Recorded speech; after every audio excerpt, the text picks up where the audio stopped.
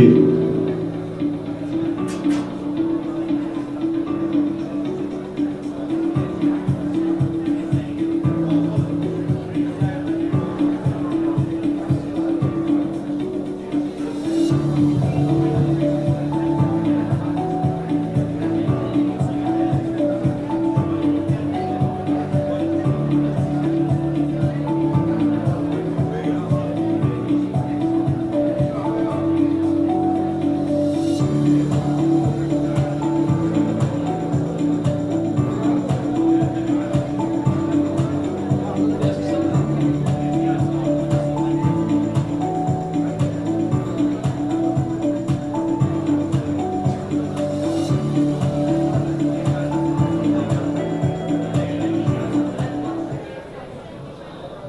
Dear ladies and gentlemen, dear participants, please take your places.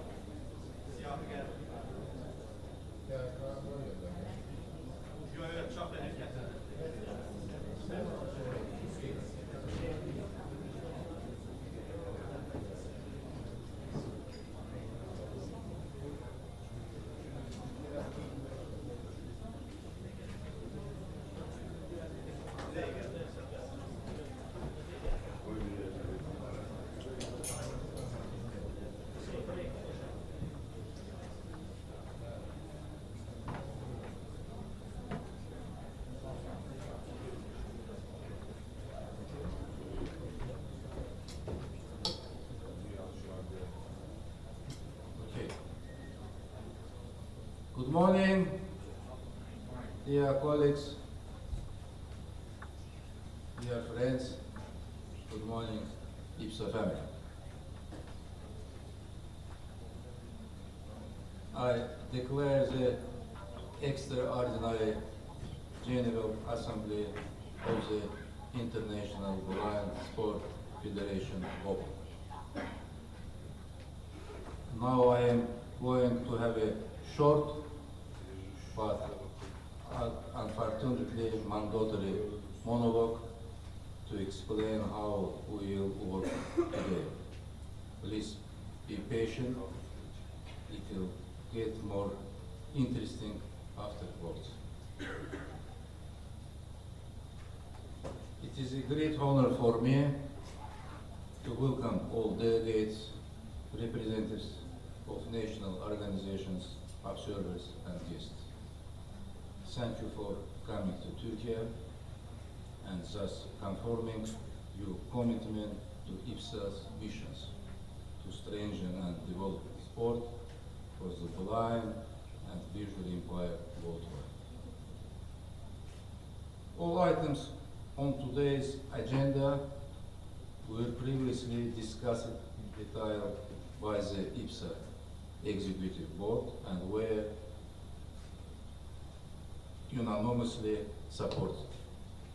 To ensure transparency, predictability, and coherence in our work today. I would also like to note that among our guests is Dr. Stefan Osnabrügge, a representative of the legal firm cooperating with IBSA. He provides our organization with legal support and will assist in conducting this assembly in full compliance with the required legal and statutory norms, so that our actions are consistent with IBSA Constitution and with German law under which IBSA is registered. Together with Dr. Stefan, I am joined on our podium by Executive Director IBSA Rufar Hacılı and my assistant Elnur. Welcome. Before moving to agenda, please allow me to address you briefly. Dear colleagues, today's assembly marks an important milestone in the life of our organization. We are completing a major cycle of reforms that have made IBSA more modern, transparent and strong. Today we are taking decisions that will shape the development of blind sport for the coming years. Congratulations, delegation from Brazil, our friend Helder. Congratulations, our delegation from Denmark, our President Jenny Hammershøi, Mats, and even on the election, our friends Andrew Parsons and our friends Mike Peterson to the IBSA leadership. Very soon, the second round of election of the governing board of the International Paralympic will take place. This is a historical moment for entire Paralympic movement. For the first time in history, blind sport have a real opportunity to represent where key decisions are made among those who shape the future of the common movement. This is not merely an opportunity. It is recognition of the contribution and importance of IBSA and all our athletes to development of world sports. I sincerely thank all my colleagues for your trust, for your unity, and for the high levels that IBSA demonstrates today on the international stage. This is our shared success and our shared responsibility before the entire Paralympic community. I am confident that today, as always, we will constructively, with respect for one another, and with a shared understanding that everything we do to the athletes, for those who inspire the world. Dear colleagues, I am sure that today's sessions will proceed constructively and efficiently. Our goal is to complete all agenda items within this day. Tomorrow, 26 October, in 9 o'clock morning, in the same hall, the IBSA.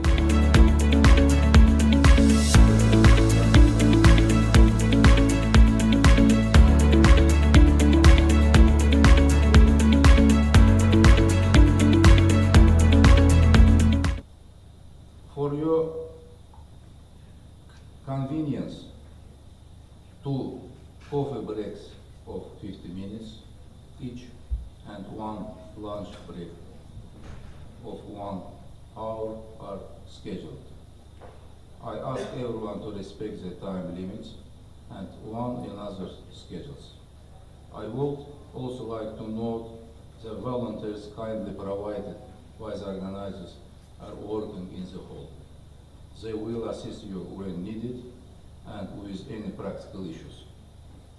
At my request, the volunteers will also provide microphones to speakers. Please feel free to approach them. They are here to help everyone. At the end of today's assembly, we will take the traditional family photo of all the participants. I kindly ask all delegates and guests to remain until the end of the day. It will be a beautiful symbol of our unity and our shared journey. Thank you. And now I invite Mr. Ayhan Yildirim, President of the Turkish Blind Sport Federation, to deliver a short welcome address. Please, Mr. Ayhan.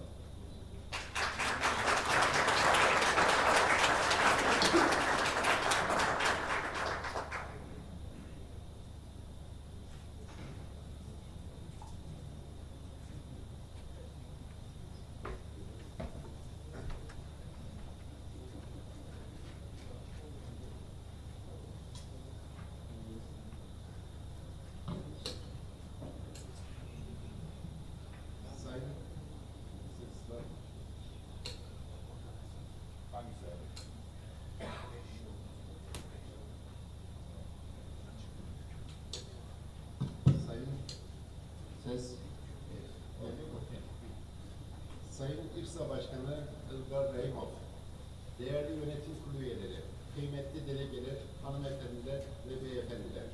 Dear IBSA President Ilgar Rahimov, distinguished board members, respected delegates, ladies and gentlemen.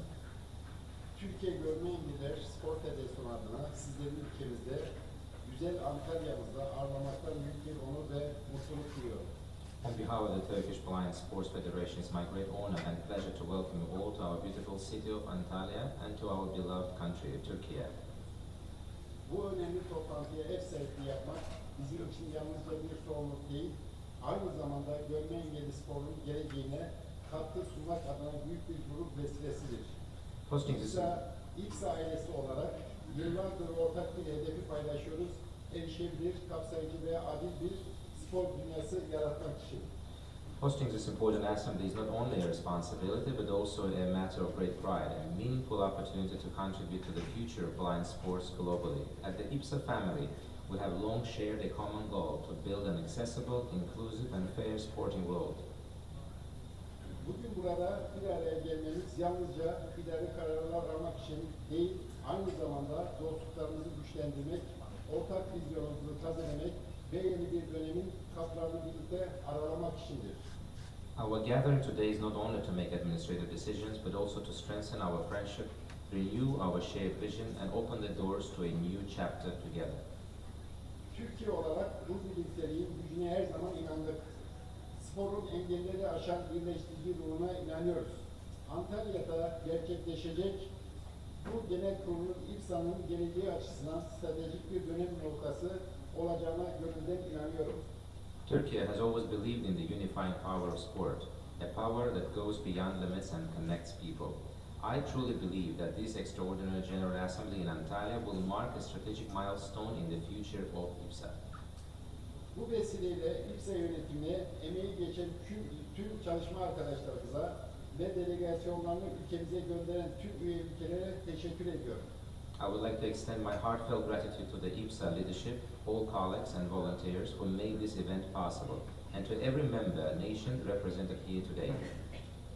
Hep birlikte daha güçlü, daha kapsayıcı ve daha umut dolu bir geleceğe adım atacağımıza inancım tamdır. Together, we will continue to build a stronger, more inclusive and more hopeful future for all. Tekrardan hepinize katılmanızdan dolayı teşekkür ediyorum, saygılar sunuyorum sizlere. On behalf of Turkey, I warmly welcome you once again. Thank you.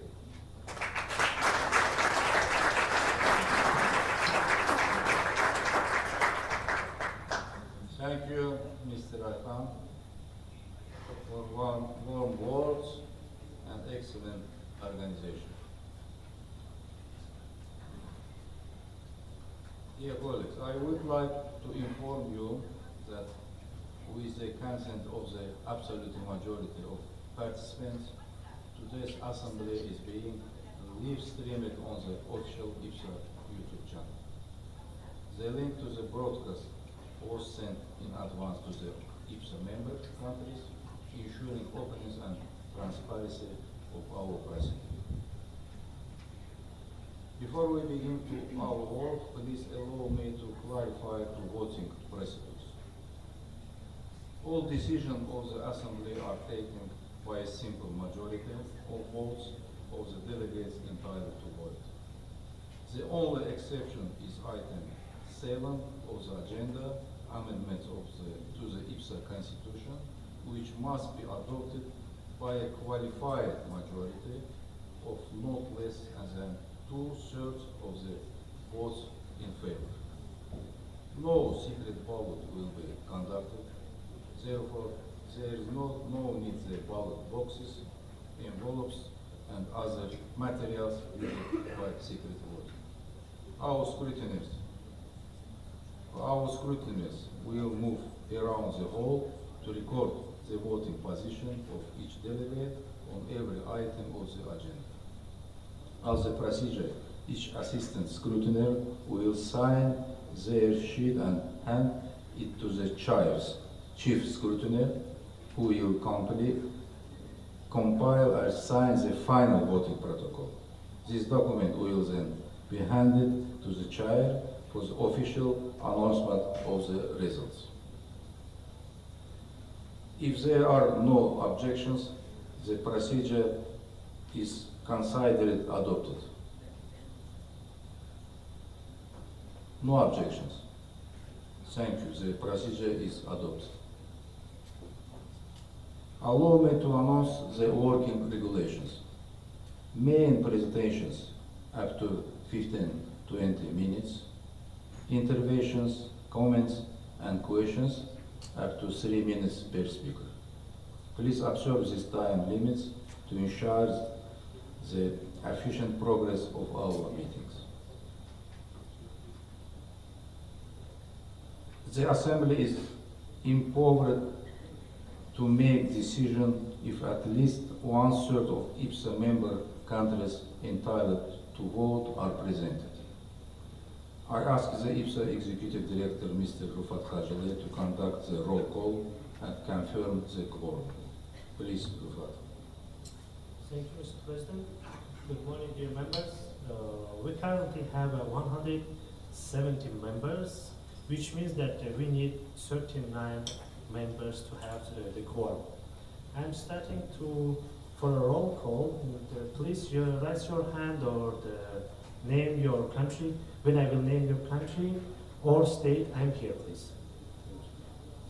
Angola. Here. Australia. Here. Azerbaijan. Here. Benin.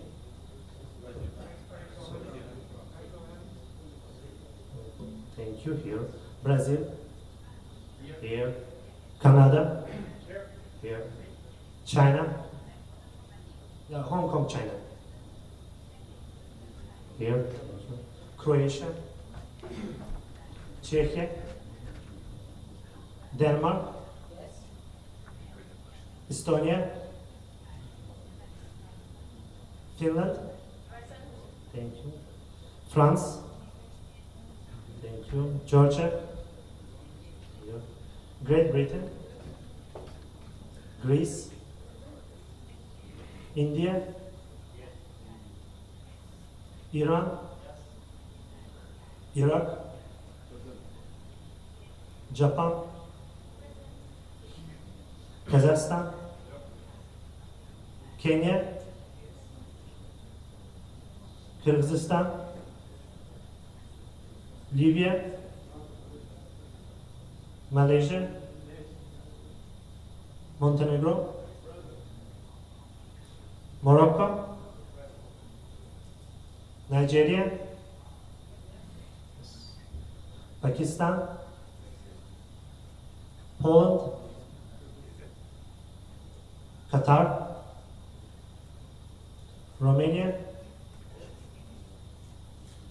Russia, South Africa, Saudi Arabia, Senegal, South Korea, here, Spain, Thailand, Turkey, Ukraine, USA, and Uzbekistan. Thank you. And now, Mr. President, we have 43 countries, which means that we have a quorum. Thank you, Rufat. Thank you. Thank you, Congress. The Assembly is duly constituted. Thank you very much. The draft agenda was circulated in advance to all member countries. Are there any comments or proposals about agenda, please?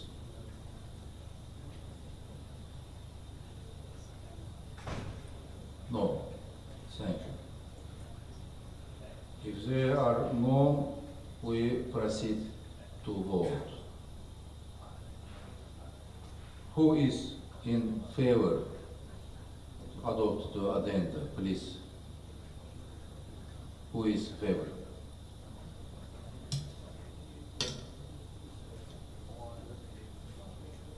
Thank you very much. Who is against? No. Abstains? No. Thank you. A majority in favor. The agenda is adopted. We now move to item 2, the election of the chief scrutineer and his assistant. Our countries offered us the following candidates: chief scrutineer Olga Stefan from Greece, assistants Aydın Anapin, Kazakhstan, and Adamma Chikwendo from Nigeria. Who is in favor for these candidates, please?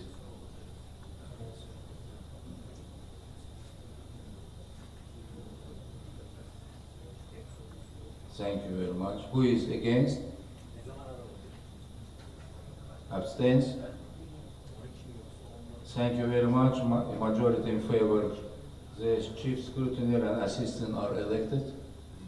I ask the elected scrutineers to take their seats, please. Olga, Aydın, and Adamma, please take the seats in left side front tribune. Item 3. Approvals of the minutes of the Assembly held on 30 June and 1st June 2023 in Portugal, Fatima. Are there any comments? No. If no, we proceed to vote. I ask the scrutineers to count the vote, please. Who is in favor of approving minutes of our assembly in Fatima? Please, scrutineers, account this vote.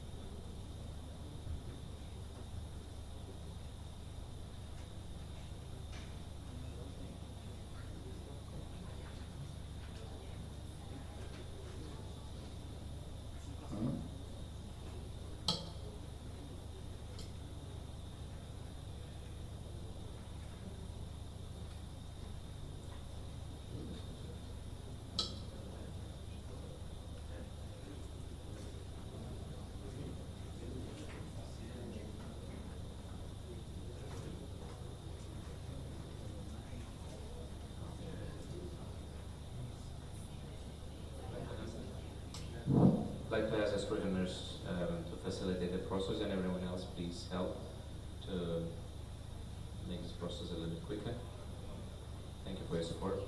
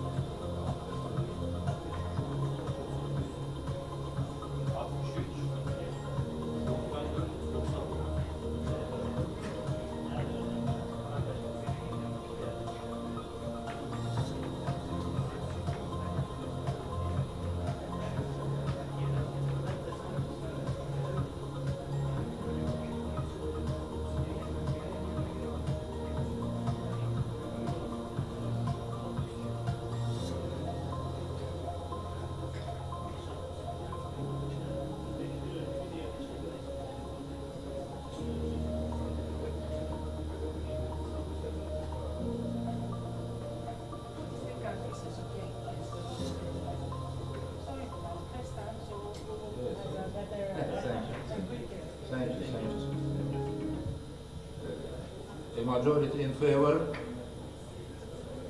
dear colleagues, and the minutes are approved. Thank you very much.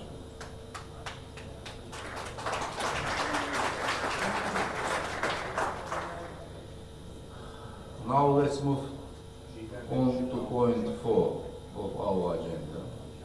Report of IBSA activities, reforms, financial and other questions. Presenter IBSA Executive Director Mr. Rufat Hajalev. Presentation 20 minutes maximum. Please, Rufat.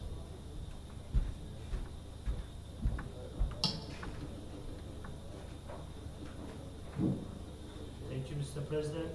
Good morning again. So I will take your time and then I have to report about all our activities for these 2 years. So in 2023, we assumed leadership of a federation with a proud history, but a fragile foundation. We inherited people passion and processed that we often chaotic.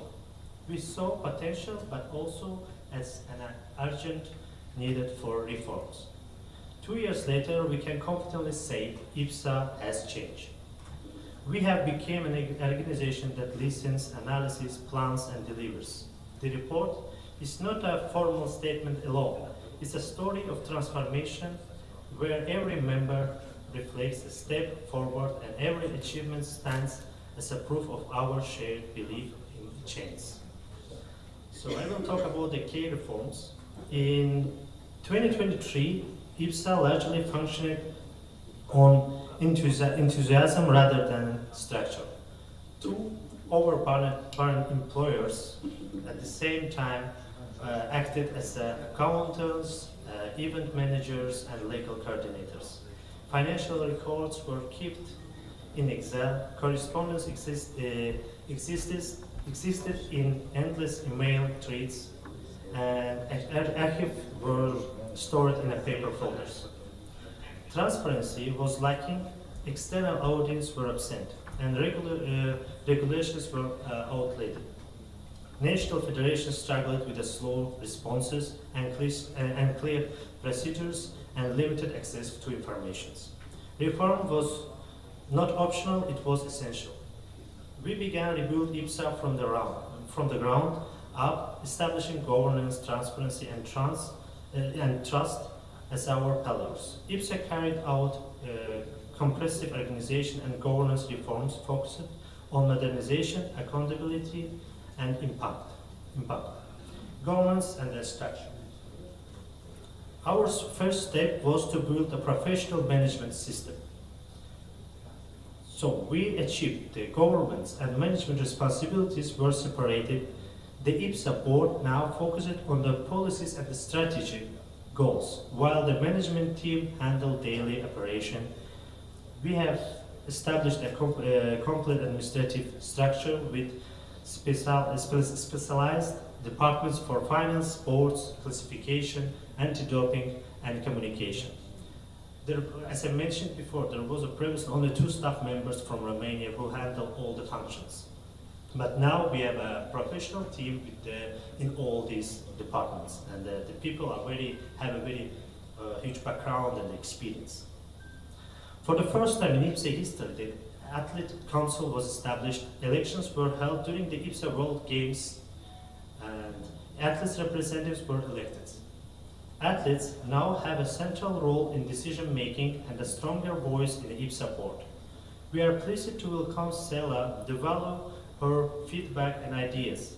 She also participates in the IBSA Athletes Council meetings, which convene annually with the athletes representatives from around the world. Work has begun on establishment of the Sport Council, to guide IBSA long-term sports strategy and coordinate the sport committees. We have tasked the council with proposing nominations for awards such as Best Athlete, Best Coach, Best Team, to motivate athletes and recognize excellence. We plan to announce these awards at the end of the year. IBSA now holds periodic IBSA board meetings where important historical decisions are made for the benefit of our movement and athletes. Between meetings, including online meeting sessions, more than 50 agenda items were discussed and approved, markedly different pace and level of engagement compared to the previous years. It's only for 1 year. Transparency and for the funds. So, if you will have any question, you can raise your hand and you can answer to them. IBSA operates without a formal transparency mechanism that changed in 2023.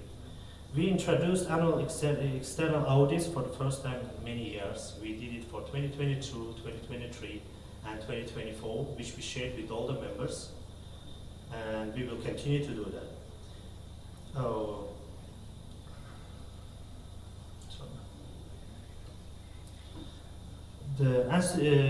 A compliance with the internal control system has been introduced in case transparency in fund management and build members' trust. IBSA legal framework had not been updated for decades. Between 2023 and 2025, we conducted a full legal reforms. We renewed the governance, updated anti-doping and classification regulations aligned with the international standards. A draft of the new IBSA constitution fully compliant with the journal law and the global best practices. Every document now speaks the language of transparency, equality and integrity. The constitution clearly defines roles, responsibilities and governance principles, provides IBSA with a stable foundation for the future. Details. So, internal rules were updated to align with international standards covering ethics, procurement, and conflict of interest. Rules of anti-doping classification and appeals were strengthened to protect athletes' rights and ensure fairness. IBSA improved responsiveness to member federation, becoming one of the most supportive organizations in this field. These reforms are more than administrative; they are essential investment in IBSA credibility and long-term sustainability. So I will give the brief information about the IBSA activities for 2023 and 2025. Mayor, IBSA athletes performed strongly at the Paris 2024 Paralympic Games. Our sports were among the most spectacular at the Games. We secured excellent venues and held strong competitions. Our technical delegates, referees, and media team performed in their high level. International and regional championships were organized across all the IBSA sports. The first IBSA African Forum was held to discuss regional needs. The attendees welcomed the initiative and discussion productive concrete solutions. We agreed to establish an IBSA African office to coordinate local development, and the first IBSA African Games are scheduled for the 2026, a major milestone for the region. Based on the positive results of the African Forum, we plan to make this initiative also in Asia and Latin America. Discussions with potential hosts have already begun, and many members expressed strong support. True global growth requires regional strength. In 2024, IBSA hosted its first African Forum. The IBSA Africa office will coordinate education, classification, anti-doping initiative, and grassroots sports development, directly supporting national federations. By the 2026, we will establish regional offices in Asia and Latin America also. Ensure that we are closer to our members in other regions as well. At the same time, we are planning to make the online courses for the ISIS and the classification in 2026, because most of our members also require to get, as you know, the ISIS management system has renewed, and we will give them more update on that in our online courses. Strategic plan, partnership and memorandum of understanding. IBSA signed the new cooperation agreements with IGF, International Judo Federation. This agreement elevates IBSA Judo. Competition standards have improved. The IGF support the IBSA with the human resource, expert and referees and financial assistance. And at the same time, we also organize the competition next to each other's, which is also helping us to hold our competition in a higher level, like in Olympic sports. With the UEFA, new agreements create the new opportunities for blind football. Third UEFA project, we are working on the development of women football with a long-term aim of inclusion in the Los Angeles Paralympic Games. Now we will work for harder for the Brisbane, so we want to make sure to have our women blind football also in the Brisbane. IBSA also signed a new memorandum of understanding between the International Blind Football Foundation. It's a media and broadcasting partner to improve visibility for blind football. We are also planning to sign these kind of documents with for our other sports. We also signed the memorandum of understanding with the AIDA. It's an Azerbaijan International Development Agency, which is the worldwide organization supporting the regional developments. And they are also, when we have AIDA in our events, we ensure to have the other worldwide partners next to them. We also signed a memorandum of understanding with our our sports. It's a international blind tennis with the International Blind Tennis Federation. We started to join all blind sports around the IBSA, and we are happy to see their development. We will include them to the sport program of the World Games. Also, we signed a memorandum of understanding with the African Paralympic Committee. We will support our region with the regional governing bodies of the Paralympic sports, and planning to sign the same memorandum of understanding with the Asian Paralympic Committee and the America's Paralympic Committee. IBSA also began collaborating with the FIFA to promote the blind football. FIFA supports the blind football and partial sight football. It will be very important for our development. We already started our communication with them, and having the meeting. We presented them our project for the next years. In partnership with the FIFA and UEFA, we I would like to talk about our initiatives.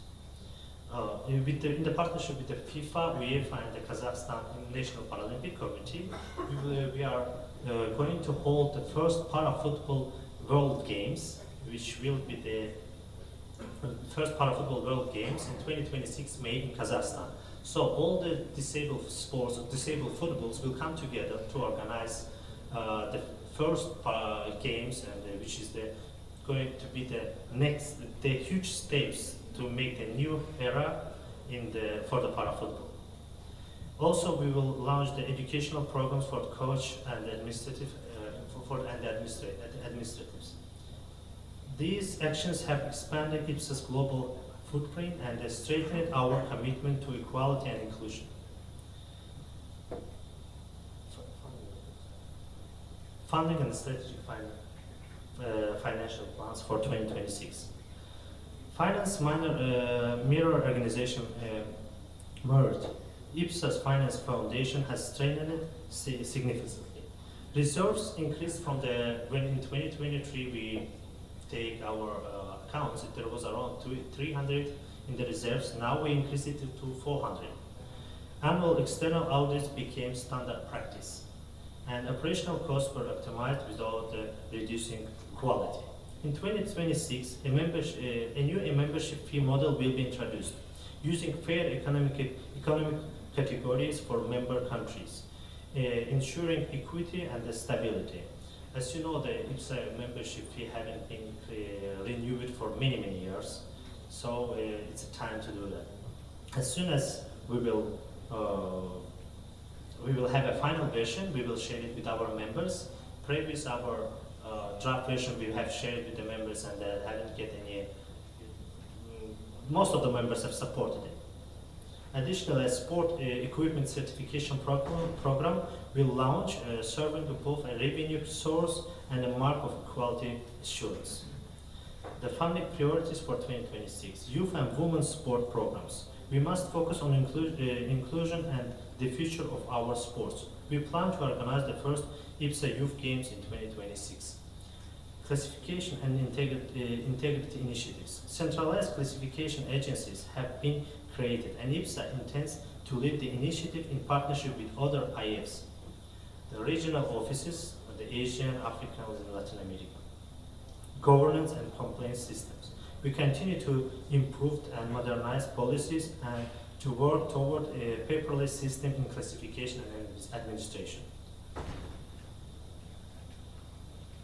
So, our main sources for 2026, it will be the IBSA membership fees. Analysis shows membership fee like a transparent, equitable, basic. No country index was used in the previous calculation. We will revise the membership regulation and fee structure and present proposal to members in the coming months. IBSA license fee. With the more events and increasing athletes' participation, income from a license fee is expected to rise from 40 to 50,000. Capitation fee. We have increased the number of the competition by modernizing the capitation fees. We have created a dedicated IBSA sport budget for the first time.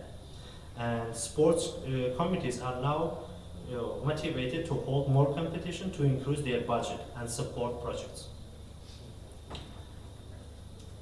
Just brief information about that in 2025 we have planned new initiatives for the 2026. It's a hosting and the tournament fees to be implemented as a part of the event revenue strategies.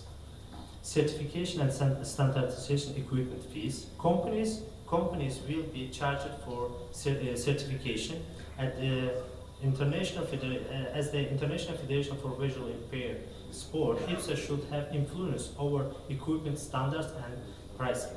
And we will explore ways to secure discounts and quality control for our members.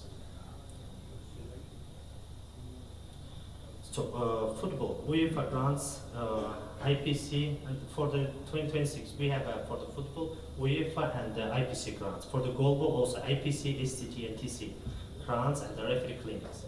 Judo, there will be the IPC grants, IGF grants, and the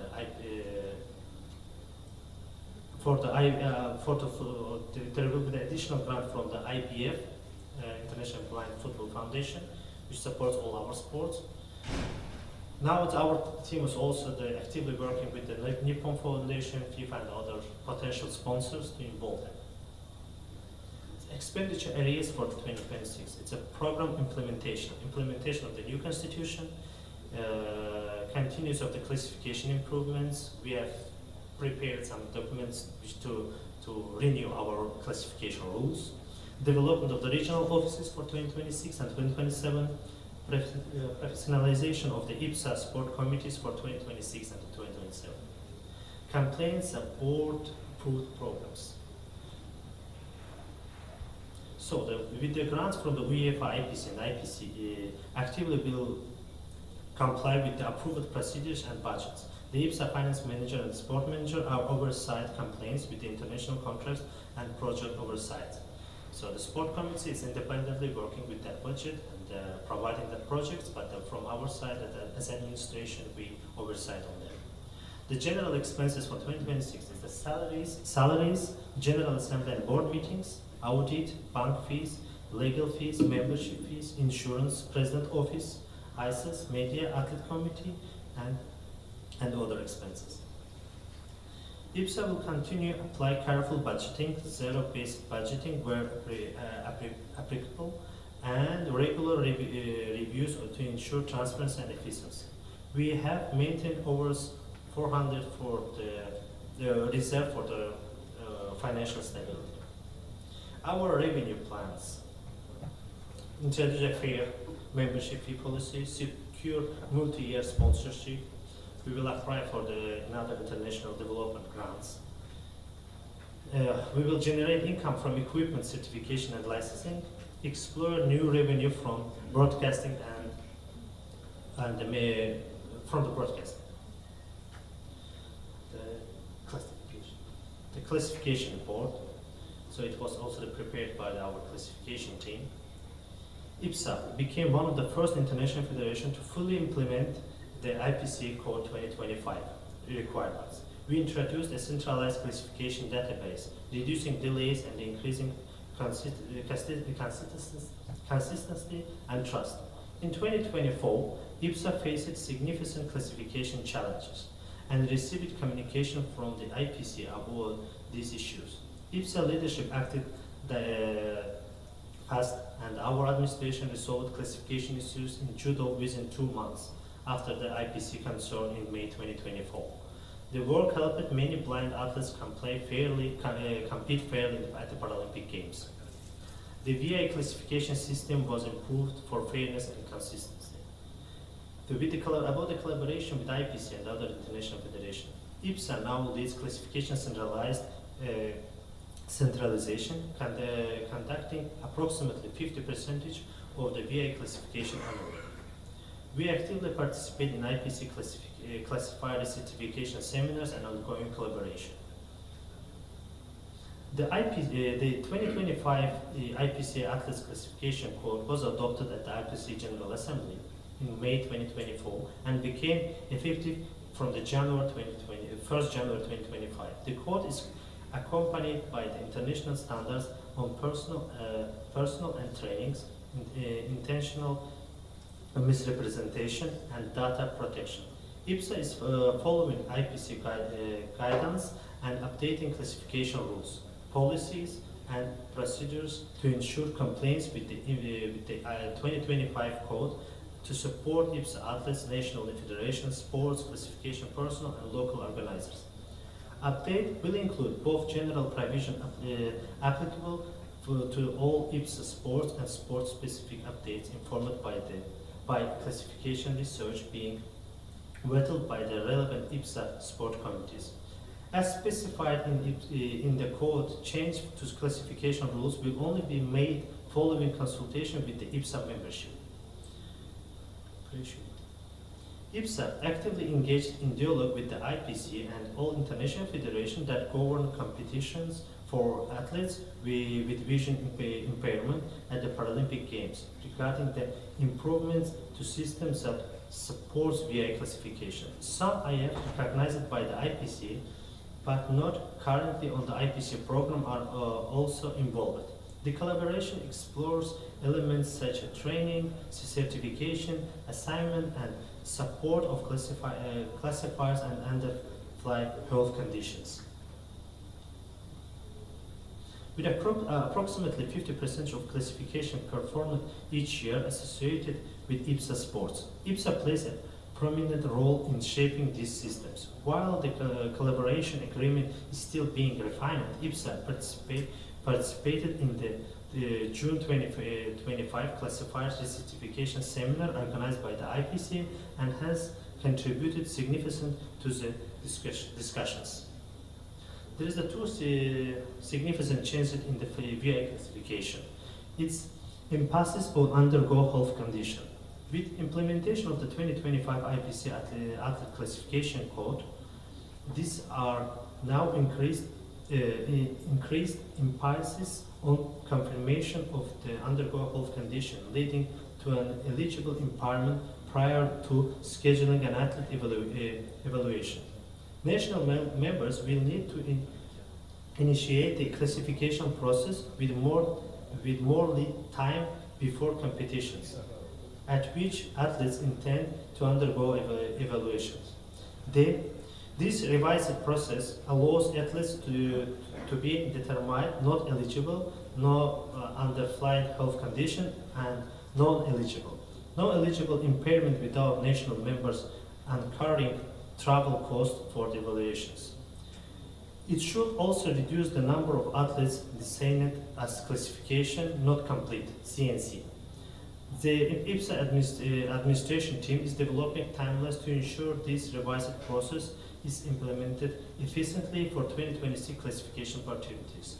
At the same time, maybe you can see that the INISAs usually, when our classification manager, after the member country applying for the competition, they check carefully all the documents and asking country to add additional documents not to have the CNC. Reactive errors inclusion, the second significant change in the classification. As communicated in 2024, the IPC determined that reactive errors are no longer considered an underlying health conditions leading to vision impairment for parasport eligibility. This rule took effect also in 1st January 2025, and IBSA classifiers have applied it. Consistently, the IBSA administration will continue working with heads of classification and classifiers to ensure consistent application across IBSA sanctioned competitions. The additional updates. In March 2025, IBSA appointed 3 heads of the classification. Filip Baranek from Czech Republic, Dunera Ilako from the Kenya, and Dr. Rokia Omar from the Malaysia. IBSA activated a classification working group in April 2025, including the heads of the classification. The vice president and executive board members at large and the athlete representatives in these groups will continue to support IBSA administration for the classification initiatives. The IBSA head of the classification, Rokia Omar, and IBSA classification manager, Jane Blaine, are attending the 2025 annual IBSA classification meeting in Bonn from October 23 to October 25. It's almost yesterday. A plenary list of the 2026 classification opportunities is under development to ensure classifiers early for IBSA events. Reflective errors have not been eligible as a VA condition since January 2025, and this provision has been applied consistently. So, sport committees overview. A new competition system will modify log sanction fees to cover flight tickets and per diem for the delegate. This will support logs in ensuring financial support months before the competition. IBSA will purchase tickets in advance to reduce logs costs with the reimbursement after the member federation complete country payments. These arrangements will apply initially to Paralympic sports and later to non-Paralympic sports. So, committee achievements by the sports in chess. Focus on Africa with an appointment African continent representatives. A questionnaire is being developed to gather information from African countries to get their needs and to find out where we can support them. Contacts have been established with the FIDE Disability Commission, which is very important for the development of our chess. The showdown. New qualification criteria for World and European Championship were introduced. New rules to be tested from July to September with the final approval by October 2025. A new working group for tournament guidelines for the law. A new equipment policy and list of the approved manufacturers. And under 25 youth program. It's all the work of the Zdenek, our board member and the Showdown Sport Committee chairman. Thank you, Zdenek. Judo events and harmonization of the events calendar between IBSA and IGF. What we are doing now, we are trying to have our judo competition next to IGF competition. So it will help us to save the cost. It's also supporters of law not to prepare the venue 2 times a year. The new memorandum of understanding with IGF with the more support in the not only the financially but also with the trainings for the referees and our technical delegates. A project to include a blind judo model in the IGF Academy Coach Education Program. We are now working on it and we hope to launch it in 2026. A project to introduce new lower weight categories. As you see that now we have before there was a big difference between the weight categories. We have launched new weight categories and also we have a non-Paralympic weight categories, not to lose our athletes. So, and the project to establish regular competition for youth athletes. We will also be working on it to involve them for the competitions. The goal. Establish 2 advisory groups, one for referee development and one for the rule matters.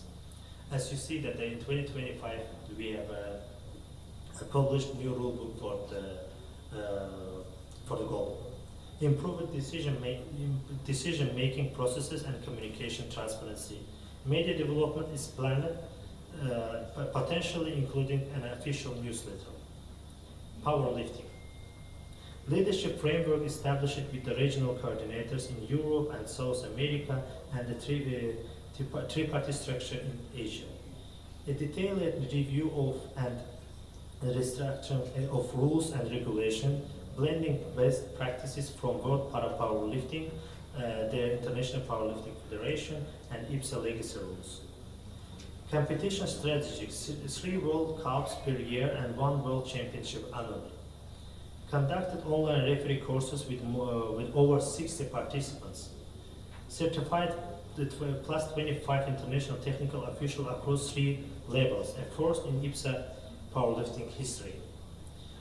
And new partnership and development dialogues with the several countries. Thank you, Tina team, for all this work, hard work with the powerlifting. For the blind football, creation of the development group within the sport committee with specific task medical departments, sponsorship and marketing, goalkeepers, women's development.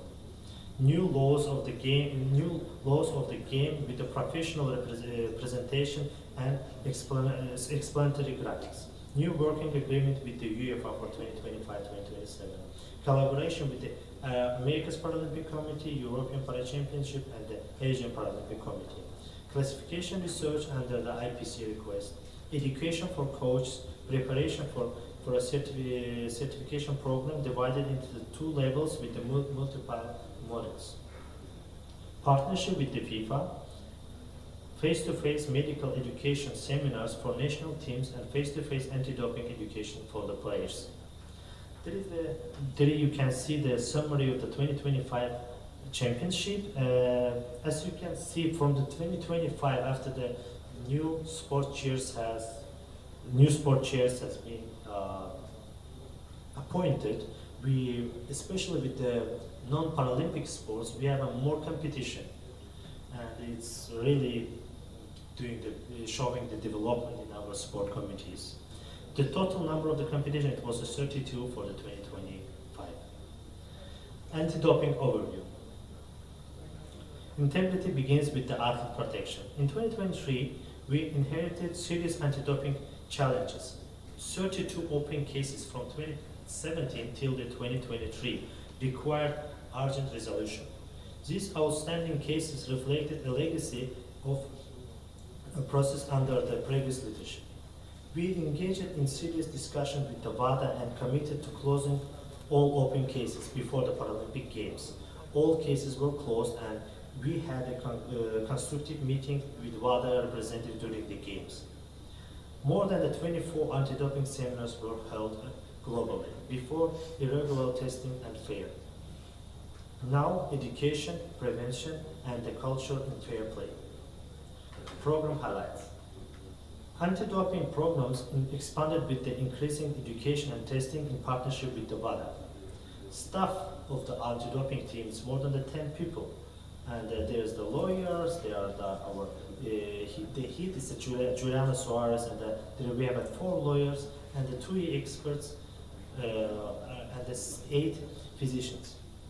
Annual out of the competition testing for the athletes is more than 50 per year. Annual in-competition testing is more than 200 across all the sports. More than 2,000 certificates issued for the 24 social media campaigns and anti-doping seminars and development of an accessible multi-language anti-doping mobile app launched. Ensures compliance with the WADA rules for RTP athletes, particularly in judo and powerlifting. Ongoing communication with the NADOs to ensure complete and accurate athletes' information. Renewed multilingual anti-doping mobile app is fully accessible and now will give athletes direct access to information. So it's in the App Store and the Google Store. The Google Store you can download and you get all the information about anti-doping. It's really helpful for our athletes, and before it was only in English, and now it's a multilingual language. We have more than the 10 languages. As a conclusion, our key priorities for 2026: finalize institutional reforms and implement the new constitution, launch IBSA Academy, an educational platform for coach, classifiers, and administrators, establish regional offices in Asia, Latin America, and Africa, implement the equipment certification program, prepare for the IBSA Games 2027 and the Los Angeles 2028 Paralympic cycle. 2026 will be the year IBSA transition from reforms to the sustainable growth. In 2 years, we have transformed IBSA from the organization short on capacity into one built on systems, accountability, and vision. Our mission remains unchanged. We make blind sports stronger, more visible, and more just. Dear members, dear friends, from 2023 to 2025, IBSA made major progress, improving governance, finance, inclusion, and partnership. These changes have strengthened IBSA and enhanced global trust. Looking ahead, 2026 will prepare us for the IBSA World Games. Together, we will continue building a transparent, inclusive, and forward-looking organization that serves athletes and members worldwide. Thank you for the time.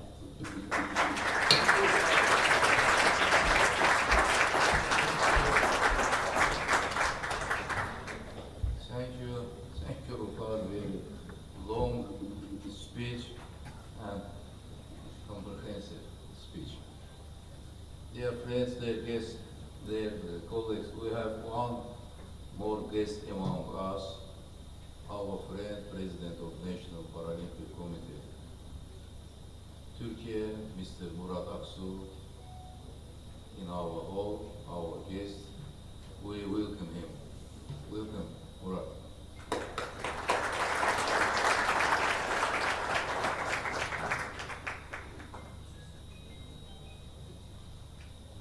Nasıl demek istiyorsun abi?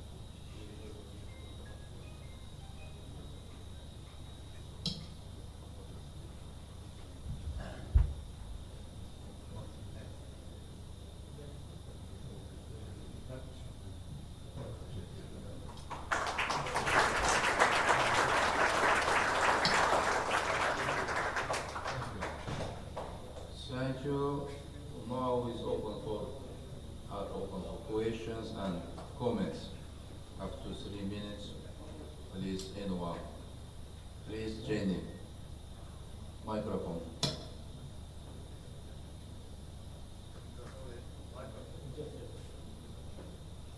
Please.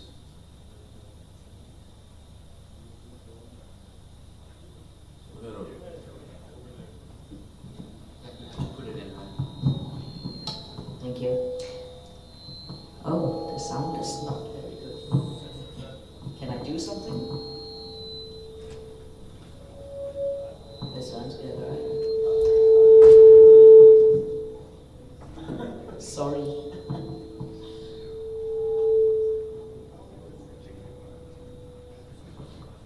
So now I think it's good. Thank you very much, and thank you so much for the information. I found it very interesting, and I want to thank you and to thank the executive board for making a very impressive work for IBSA, taking IBSA on the development. And maybe I didn't understand or listen carefully, or maybe it's because English is my third language. I just have two questions for clarification. You told us that we get an annual fee from IBSA and from FIFA in football. That made my heart jump and made me very happy, but I just want to ask, is it from FIFA or is it from UEFA? Is it from the World Football Federation or is it from the European Football Federation? I hope the first, but maybe it is the last. Then another question for clarification is thank you for the information about judo and sport-specific classification.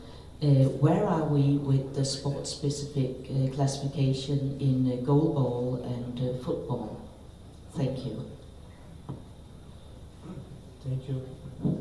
Thank you, Jenny, for the good goals. Thank you. And regarding the grants, your question regarding the grants. So we received from UEFA annually, but from FIFA it will be from the 2026. We have applied with the project. We have better communication with them, and it's not only but they are willing to support not for only the blind football, but also the partially sight football. It's about the first question. The second question about the classification and the classification of the goalball and football. We have finished the research, and it's internally it's now on the stage where the Mats also can inform you about the classification research with the goalball and football. Now it's internally having the discussions, and in a close future we will share it with the membership to get their feedback by the sports and also by the IBSA administration. At the moment, but the research is finalized, and we hope to implement it in the close future. Thank you.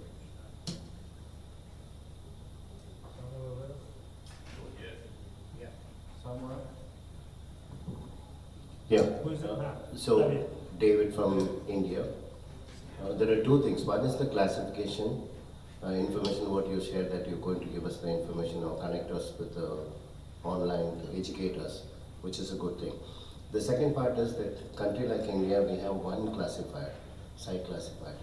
We request, if it is possible, for you to have online training program or a physical program in India for the classifier, because India is a big population, we have a huge number of people, and we have some NPC classifiers, but we request IBSA to organize or connect us with the IPC to organize a classification training program in India to classify our optometrists. Thank you, David, for the question. It looks like both the questions are almost the same. So the online classification courses will be from the 2026. We will share the dates and the time for each region separately. We think that the groups will be small, not with all the membership. Maybe you can make there some 20-25 people in each group regarding the online courses. And as I understand, the second your questions about the in-place classification courses, right? Yeah.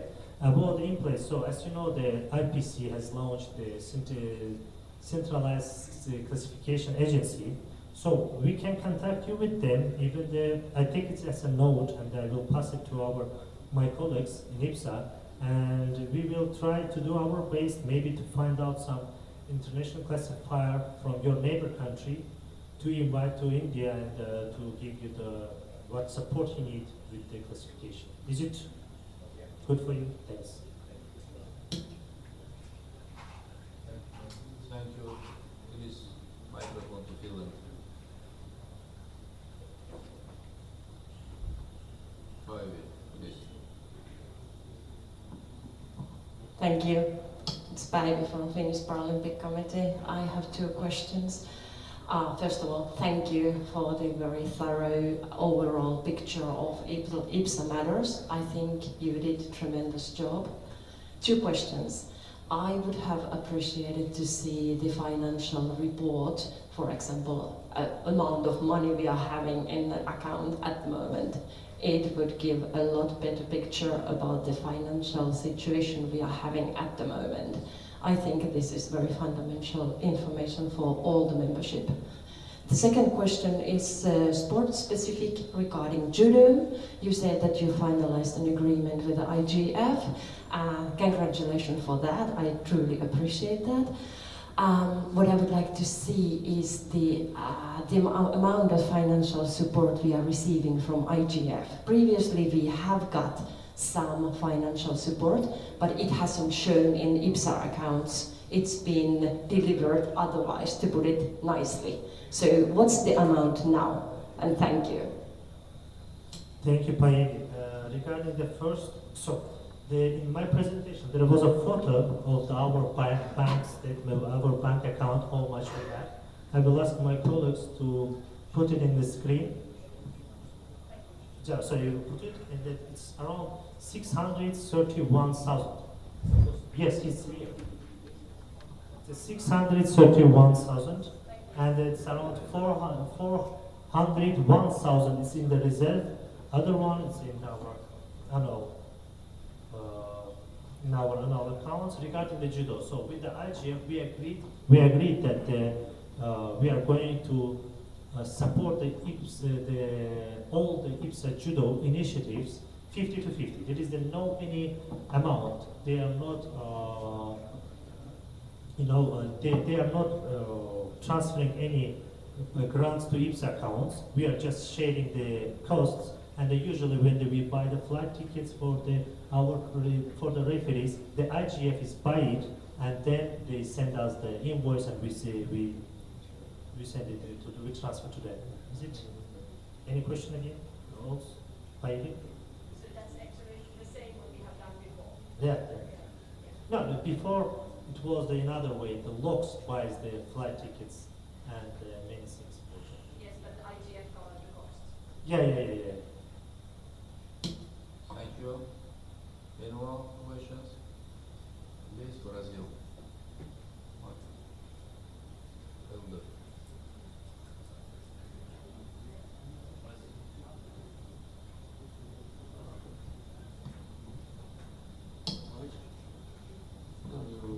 Elder from Brazil.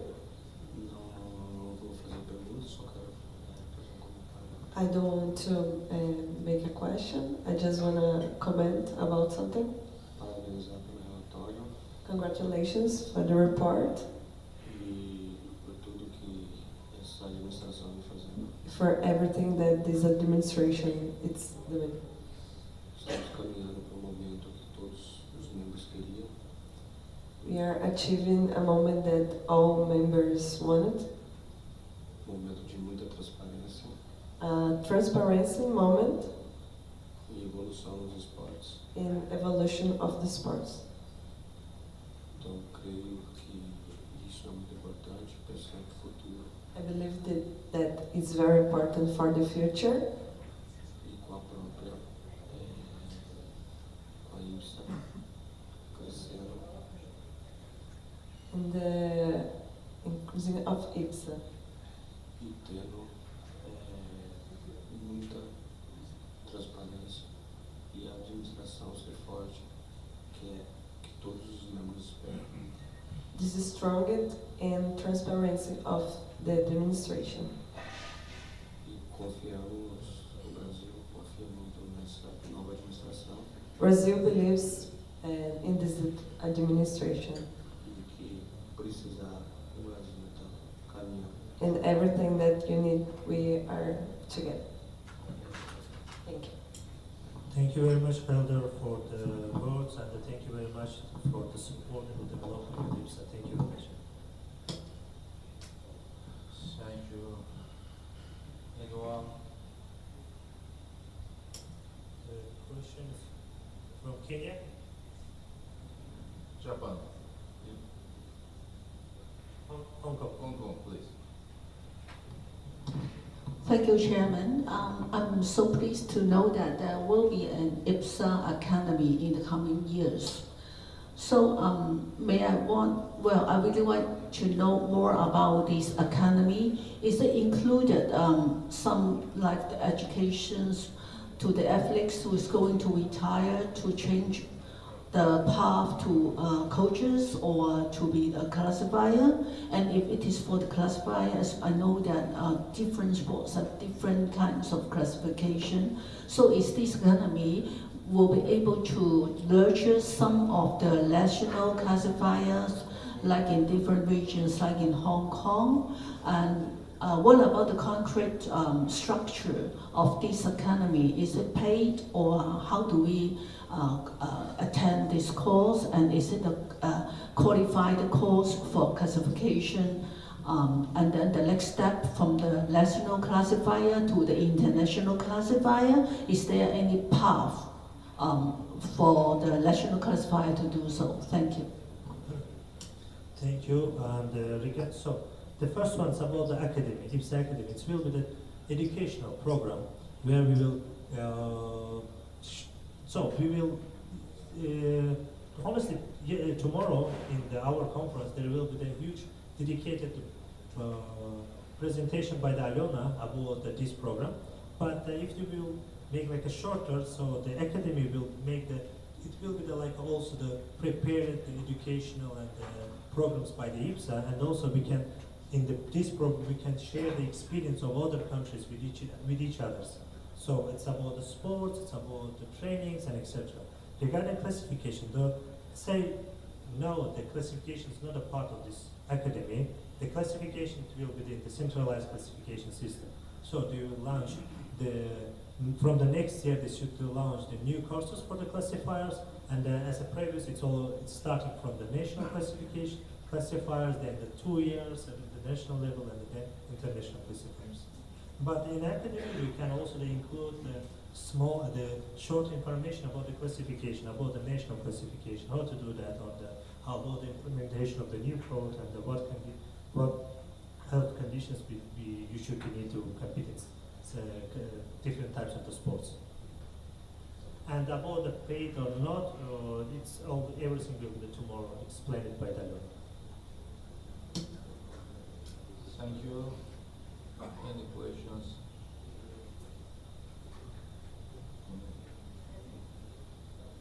Okay. Sela, please. Sela, our it's Anthony. I'm from Kenya. Mine is to appreciate IBSA for the new vision for Africa. The new vision for Africa. And we really appreciate what the new initiative, because it's going to improve sports in Africa, the blind sport in Africa. And we are really looking forward to this initiative to continue being initiated, and so that we can be able to continue having a good sport in Africa. So we just ours is to just thank IBSA for that. Thank you. Thank you, Anthony. Thank you, and thank you to being the part of this initiative and participating in that conference. Thank you. Any questions? Dennis, please. Check it.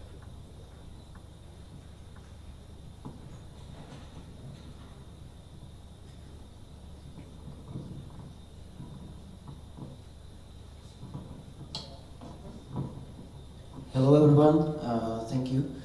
Basically I don't have any question. I have one thing, getting from the practice, because in the showdown committee we were discussing a lot of things, and before the new capitation fee were risen and introduced, there was a lot of discussion. It's too high, it's too much, and I would like to give you one example from the practice.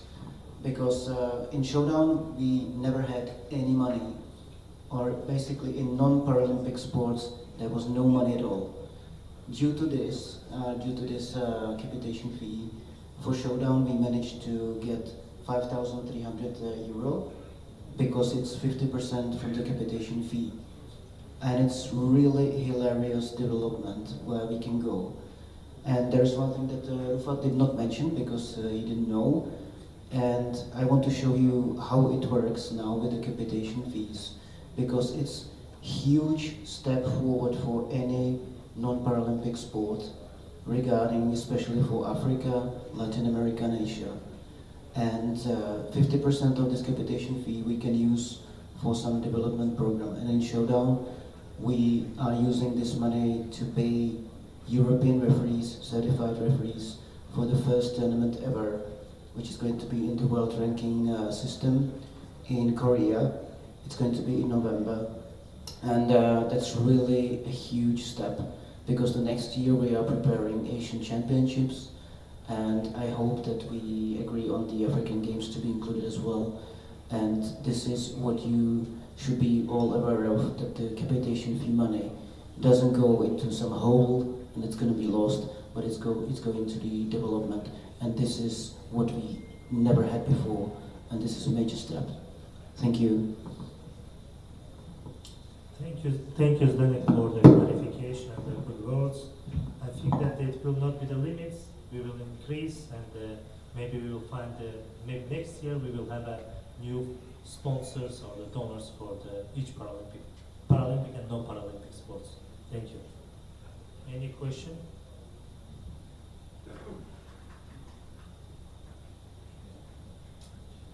Thank you. No questions. Please.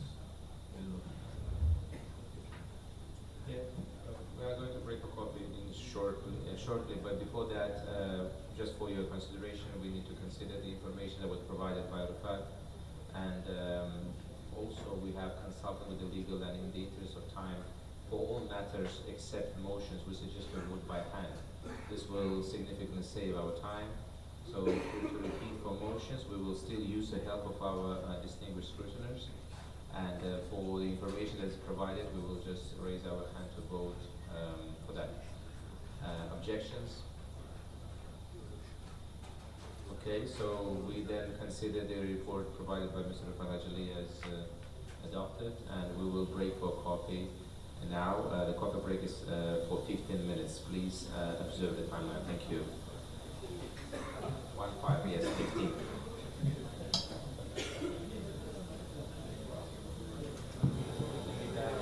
Uh, 12 basically, so it's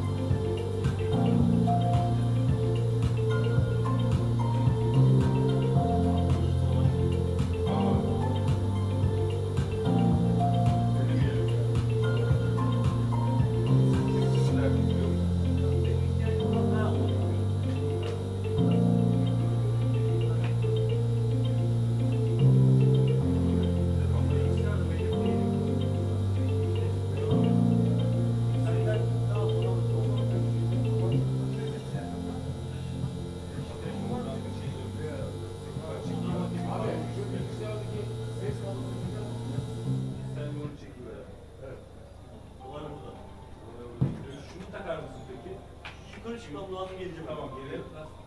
Şuradaki onu söküyorsun, bunu takıyorsun. Onu takıyorsun. Ama 2 tane var, kulaklığa takman gerek. Şimdi takayım mı? Takabilirsin. Kulaklığa mı? Evet.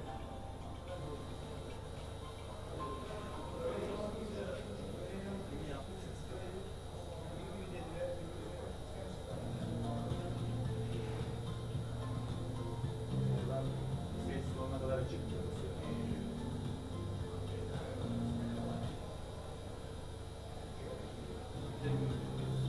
Tamam.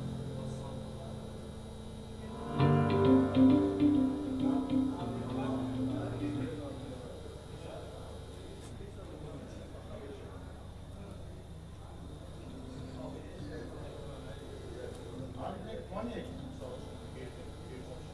Konya'ya girsene Konya'ya. Tamam. Hadi bakalım.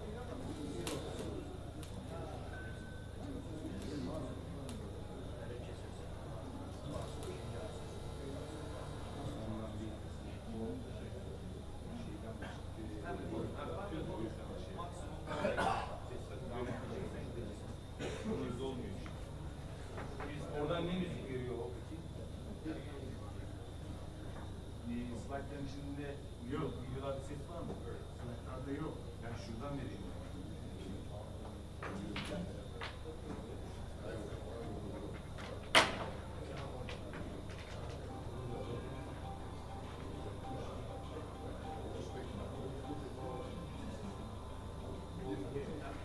Ne müziği var? Nereden çalıyorsun?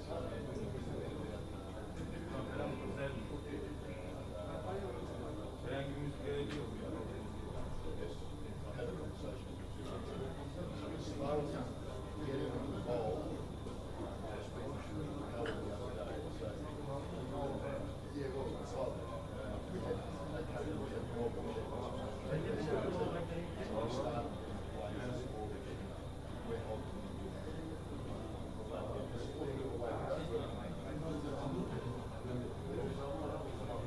Nerede?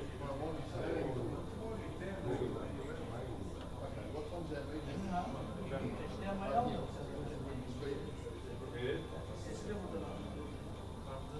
O zaman postörden çıkmadan. Şimdi şöyle tekrar sesini görüntü aldığınız için.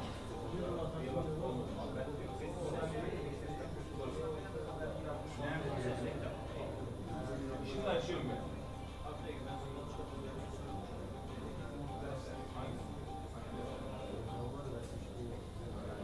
Burada müzik var mı? Ses var mı?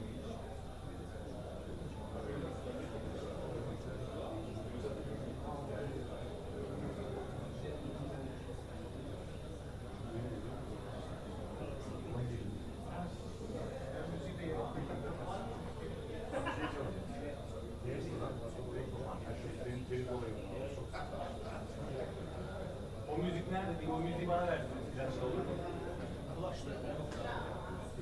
YouTube'da var. 2 tane. İstersen lazım. Evet. Biri şerefsiz müzik mi? Biri corporate müzik. Tamam. İsmi şarkı. Corporate müzik. Corporate business music playlist. Sen bir yazsan. John Porate. He? John Porate.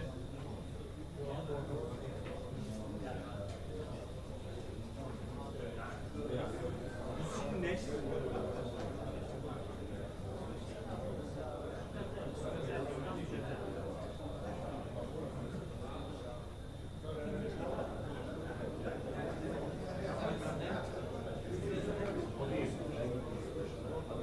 Bakalım müzik şu mu? Onu bulalım.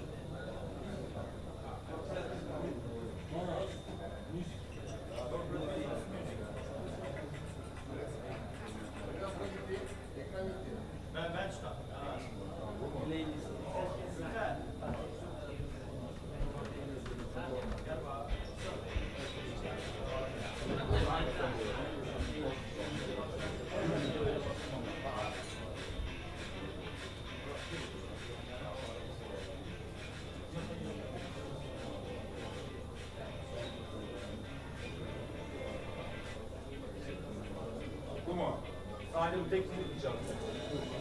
Bu set zaten. O.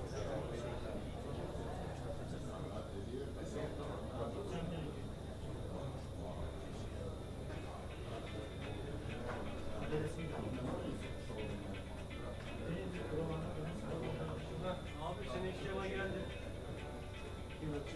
Gel kanka. Teşekkürler.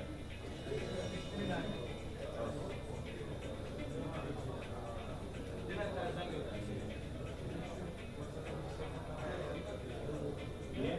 Çözüldü herhalde. Masada ne var? İlk başta şey çalışmıyor. Müzik çalışıyor.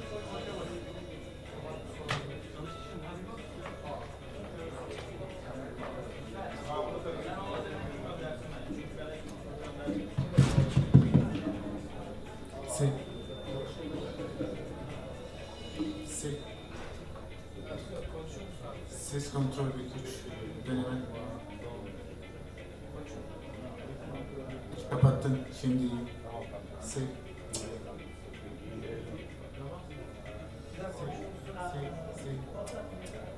Ses kontrol bir güç. Deneme. Biraz daha. Ses. Geliyor mu? Biraz daha. Şunu alayım ben. Ses kontrol 1-2-3. Deneme. Biraz daha. Biraz. Tamam. Kaç o? Bu üçüncü kan. Çok artık doğru değil.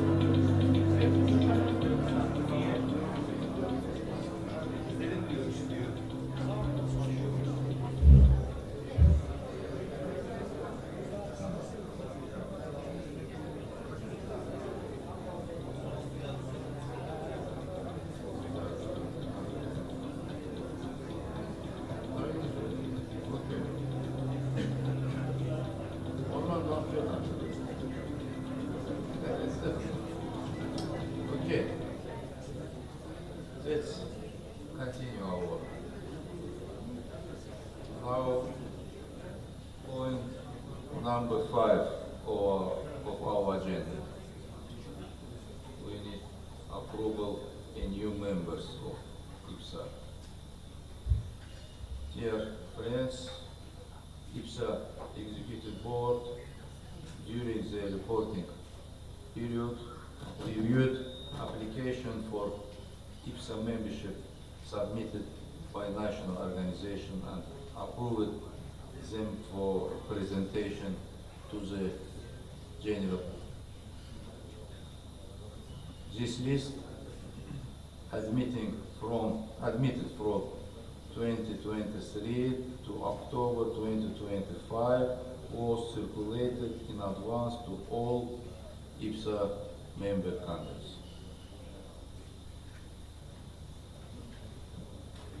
I repeat for you this list. New and updated IBSA members from Africa, National Paralympic Committee of Benin, Ethiopian National Paralympic Committee, National Paralympic Committee of South Sudan, Senegal Federation of Sport and for the Visual Empire, from Asia, Kazakhstan Blind Sport Association updated, Kyrgyz National Paralympic Committee updated, and from Europe, Paralympic Committee of Moldova updated.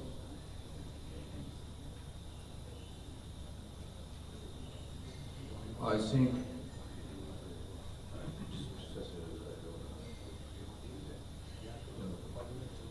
if you agree, we approve this list. No? What do you think? Yes? Okay. Please raise your hand to who is favor. Thank you very much. Against? 5 against?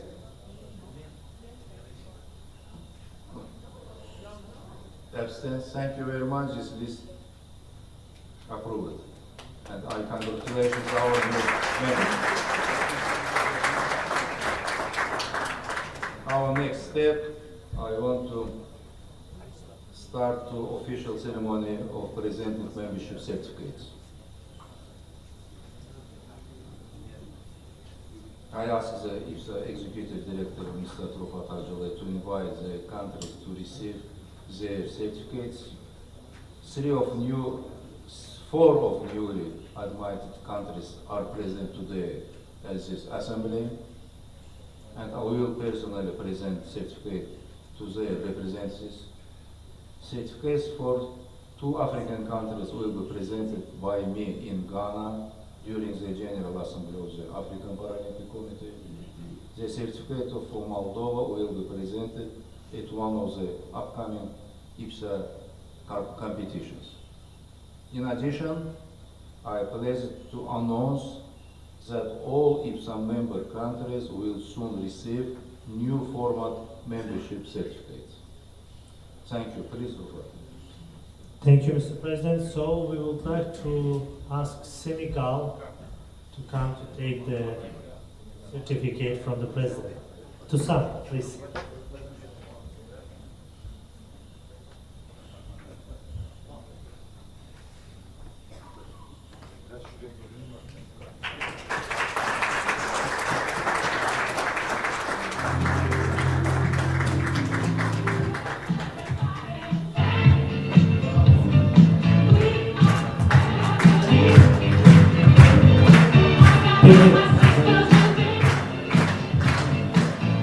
Benin, please take your certificate.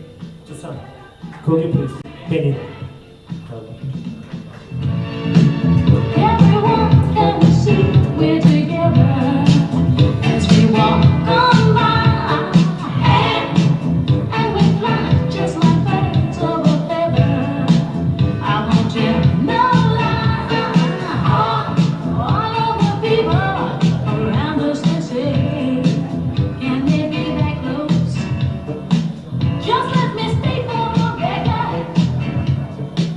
We're giving love in a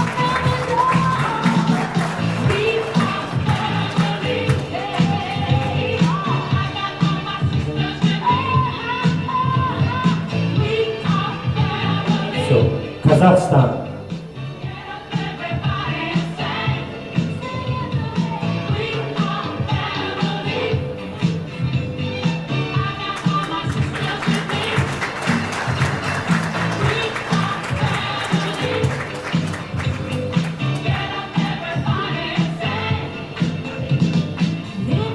And Kyrgyz Republic.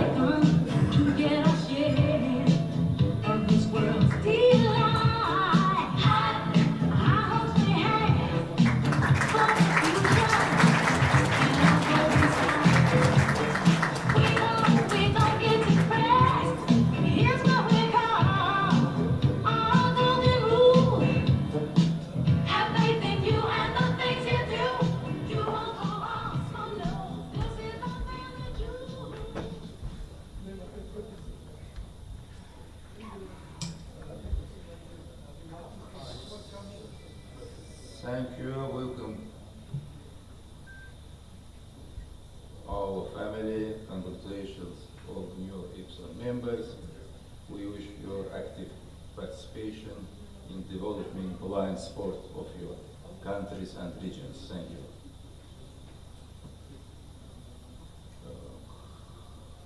Now our next point. 6th point, yes? Consideration of motion from members' countries. If you know, we proceed to, we have a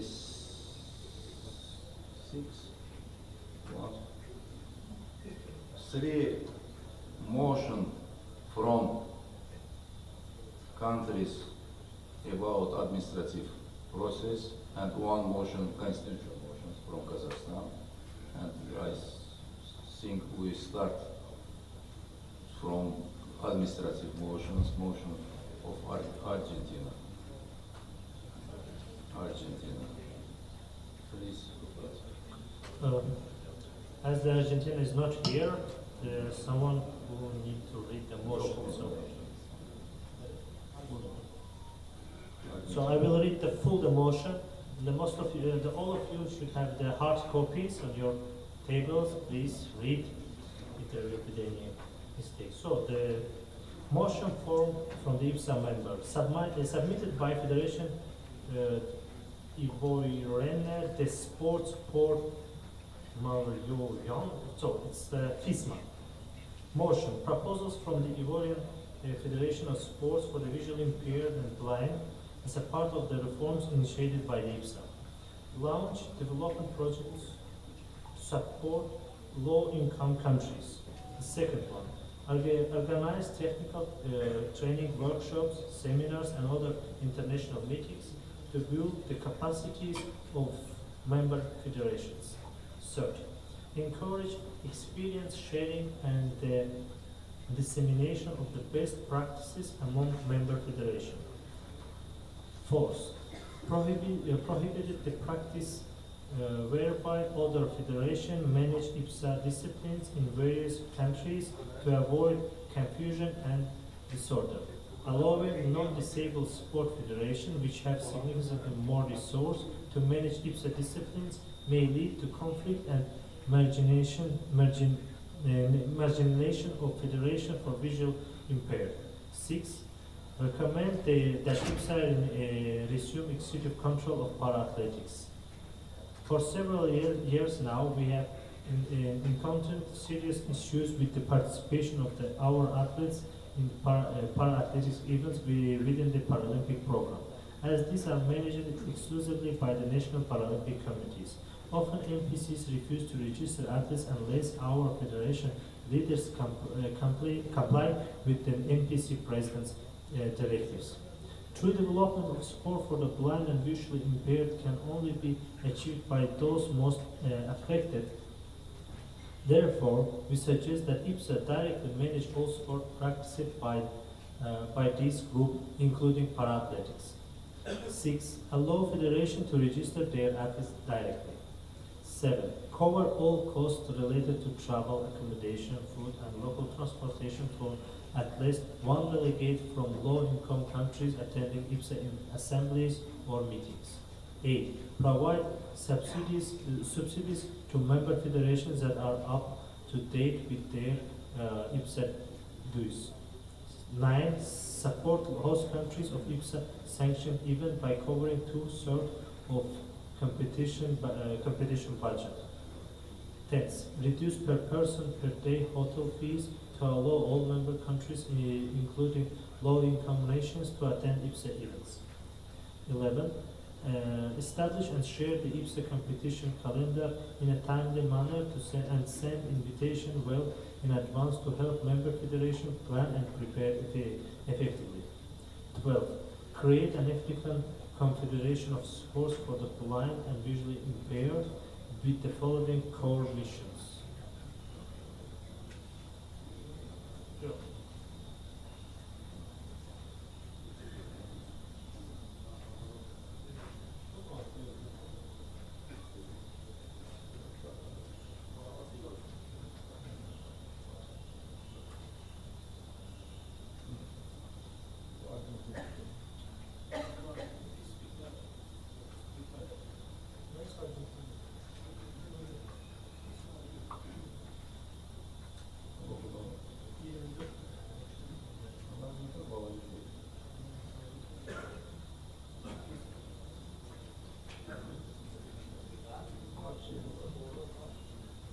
Just a second, just to clarify.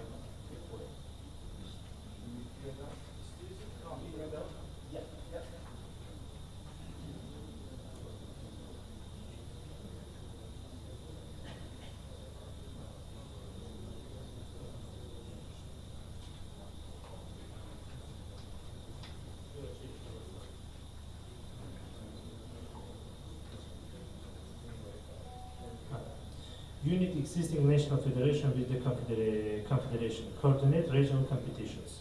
Promote training and rule harmonization for coaches and referees. Represent Africans strongly within IBSA. 13. Establish a zonal structure for visually impaired sports. Regularly organize inter-zone tournaments that serve as qualifiers for continental and global competitions. Improve accessibility for remote or emergency countries. Ensure decentralized and equitable discipline development. Strengthen African representation in international competition. Guarantee continental quotas. African teams per gender in IBSA World Cups. Aligned selection criteria with African sporting and infrastructural realities. Organize zonal cups, West Central Africa, to expand participation and provide spring boats to higher level competitions. Lower the logistical cost to encourage new country participation. Advocate for increased continental quotas and international competition based on the growing number of active African countries. 16. Develop structure and regional partnership. Establish accessible regional multi-sport centers. Integrate inclusive sport in the public policies and educational and in the university programs. 17. Foster institutional and media partnership. Collaborate with ministers of sports and sponsors. Integrate inclusive sports into adapted school university sport programs. Use media to raise awareness and promote African competitions. 18. Launch a continental training and professionalization program. Create a certified continental training platform. Provide tailored professional development models for staff.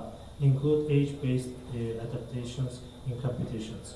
19. Promote youth development for sustainable progress.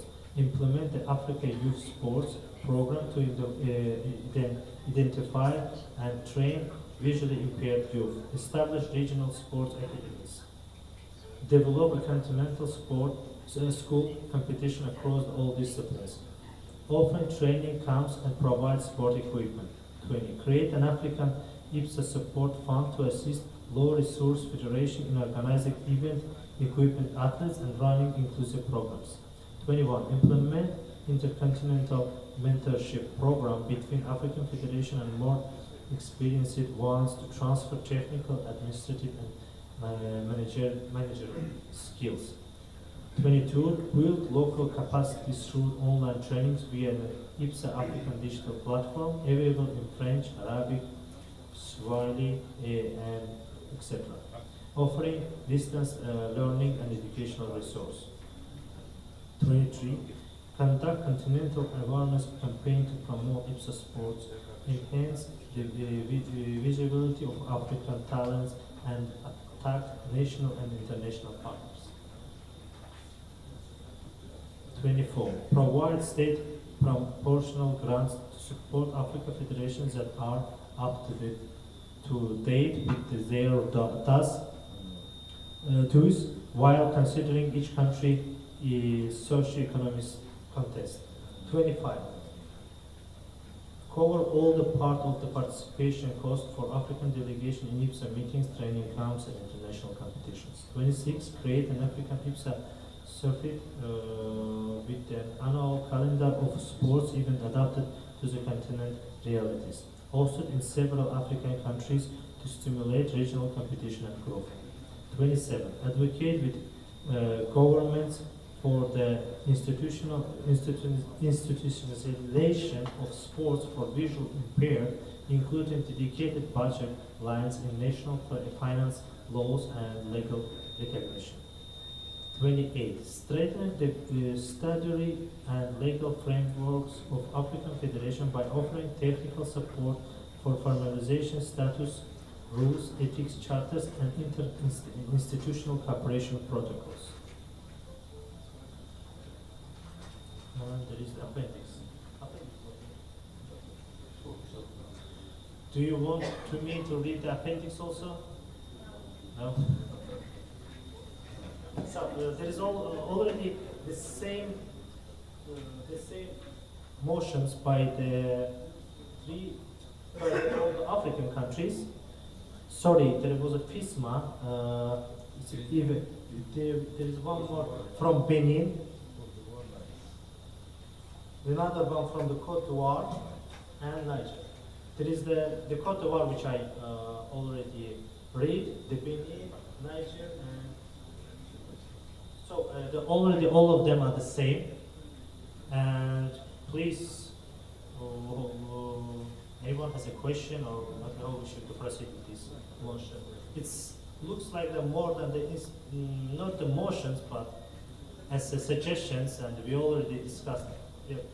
Senegal, Benin, please. Yeah, we have to. Just they will bring the microphone.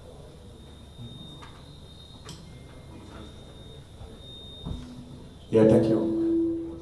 We have talked about all of this in the conference in Morocco, so we will talk again when I will present all of this tomorrow in the conference.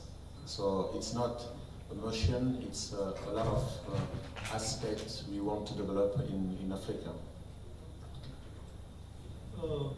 Anyone else? Thank you. Anyone else has a... Yeah, please, Morocco.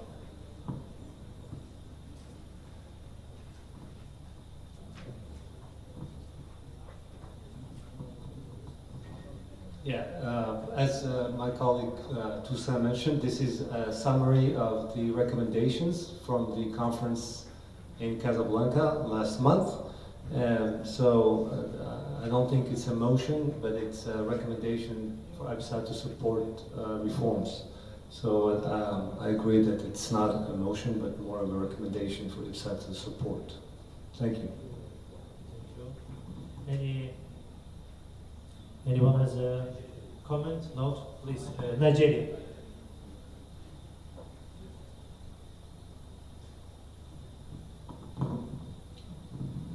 Hello. In order for us to save time, I think we can continue with the other motions, and then Africa is a work in progress. We were dealt with it for 2 days in Morocco, so we can continue tomorrow to develop the programs already IBSA promised us for Africa. Thank you. Thank you. Any comments, notes? So, as all these motions are already the same, and they are more than the administrative suggestions, and so the motions were applied before the African Forum, as you know, and in African Forum we have with the African countries we have submitted and we have signed the document where all these points are visible, and we will work on all of these. So let's take it as a note for the IBSA administration to continue to work on it. Should we vote for it, or I don't know? Stanek, please.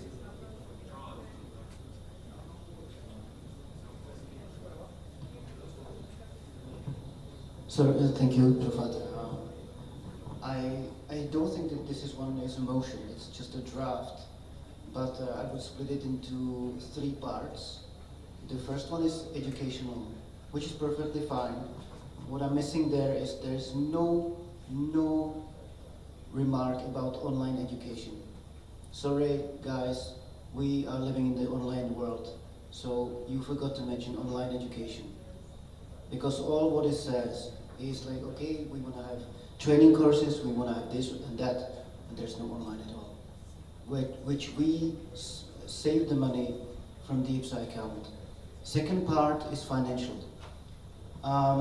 I cannot imagine that we would pay anyone, IBSA World Games organizer, whoever, would pay 2/3 for the African countries, or would pay money for the delegate.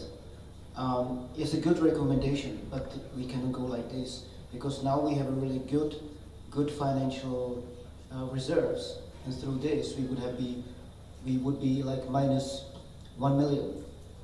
Sorry, so this is impossible. So my recommendation, please also review it, because it's not possible what you're suggesting. And the third part is about the competitions. It's absolutely fine with me.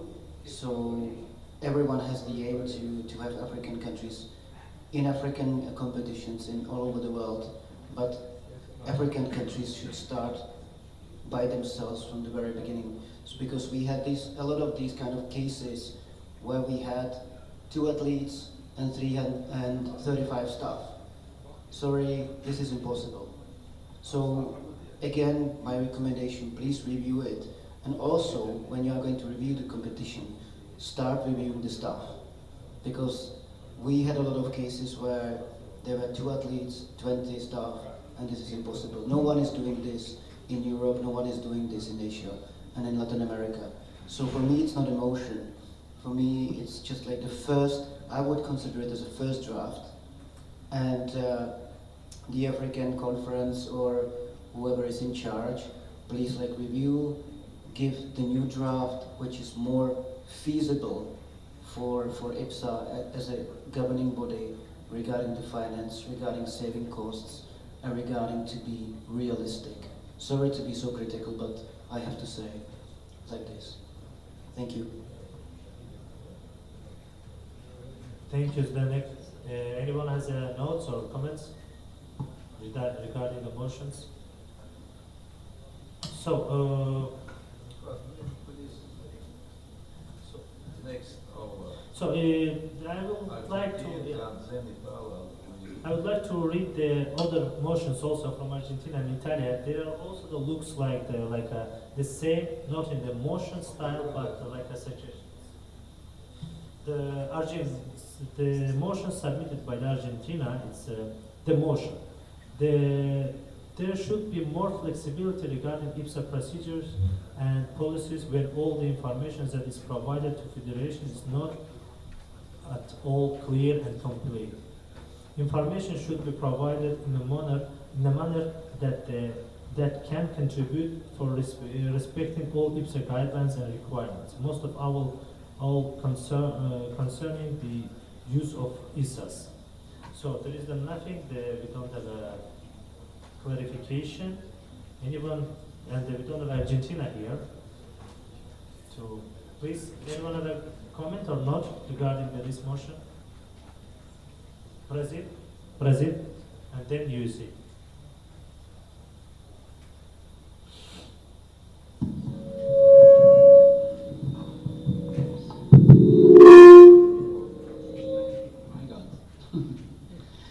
Hello everyone, good morning. I'm Carlos Ferrari, and together with me are our communication manager Brenda Mendes and our president Elder Araújo.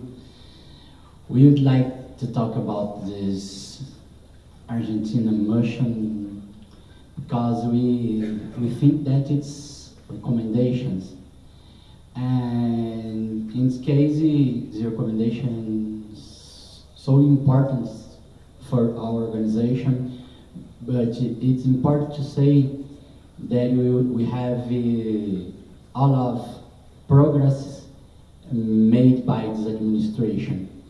So we have some topics, some important topics that we need to say that we get progresses now, and we recommend that we can address these points to works tomorrow when we will talk about the strategies.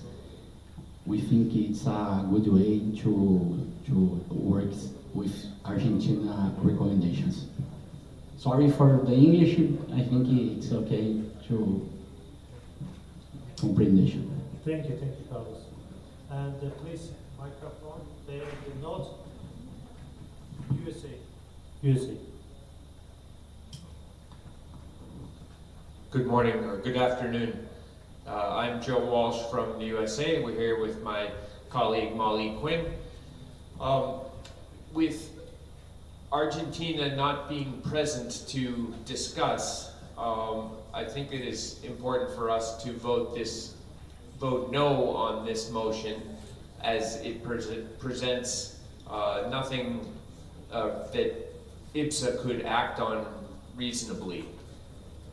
The content of the motion is sound recommendations and good conversation for us, perhaps some tomorrow during our conference, but it would be important to vote no on this motion as it's presented.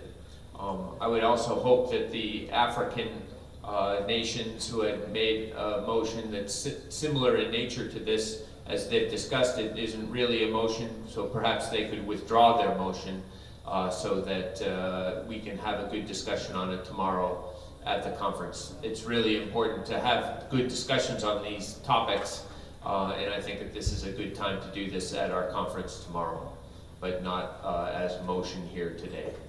Thank you. Thank you, Joe. Thank you.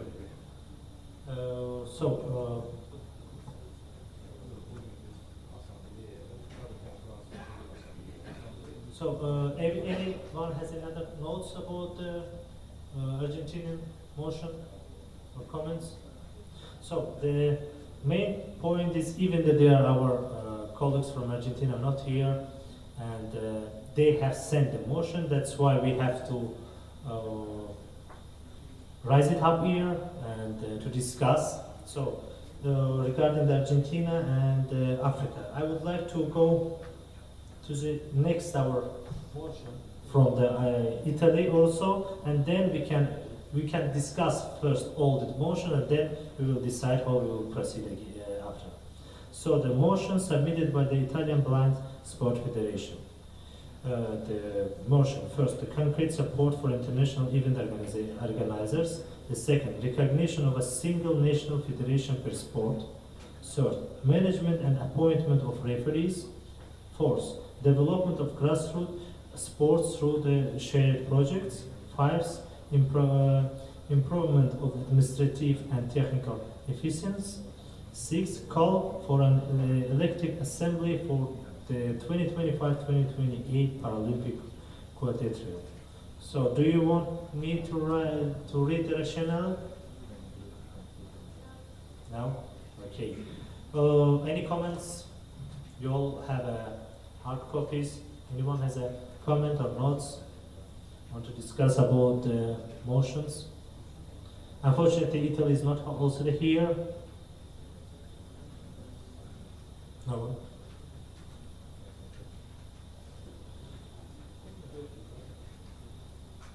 So this point is also the not like motions. There's also some suggestions. Maybe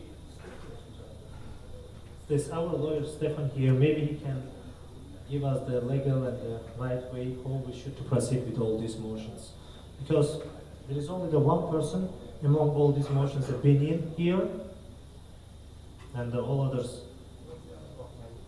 So, please, Stefan. Sorry. I guess now everybody's awakened, but that was not the intention of mine. Sorry. I took it out because it does not work to take it off. So I'm a little bit unsafe whether it's a motion or a recommendation. I would tend to say it's a recommendation to discuss about that, but unfortunately they're not here to clear it up. So my suggestion would be that the board will take it with us and discuss it and bring it to the next general meeting and prior get into contact to the people to understand whether it's a motion or not. But at the moment I don't see that we can decide on that. Thank you, Stefan. Good suggestion, I think, that but if maybe we should follow. If anyone has another suggestion or solution, please feel free to reach out, or let's maybe to vote for the Stefan's suggestion, like the board. Maybe we can repeat the Denmark, please, Jim.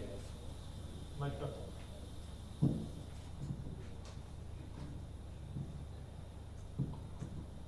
Thank you. It's Jenny from Denmark. I think that we should follow the suggestion from Stefan Osnabrücke, because I have some questions for this motion or recommendation or what we call it. So it would be good to follow the suggestion so that we can't vote on it today. Thank you. Thank you. So, Hong Kong. Thank you, Chairman. I also agree that the point 2, recognition of a single national federation per sport. So if you're going to have the like a secondary membership or the associate membership, that means for the single sports national federation can enter the game and to do the registration and even the SDMS system, the license of the athletes by themselves. So it will save quite a lot of time for the NPC to handle such the administration work. That means they can join the games by themselves. Yeah. It's a good suggestion. Yeah, the recognition of a single national federation per sport, I think in their rationality, it means that they suggest recognize only one official federation per country accredited by the National Paralympic Committee or a relevant national sport authority. Exclude entities lacking institutional or official mandates. So they suggest to have only the one organization. But you support to have only one organization? Yes, support, and hope that you will have it in the constitution. We will discuss it in our next motion about the constitutional, and there is the rationality also we can discuss it. Thank yes, thank you. Zdenek, please.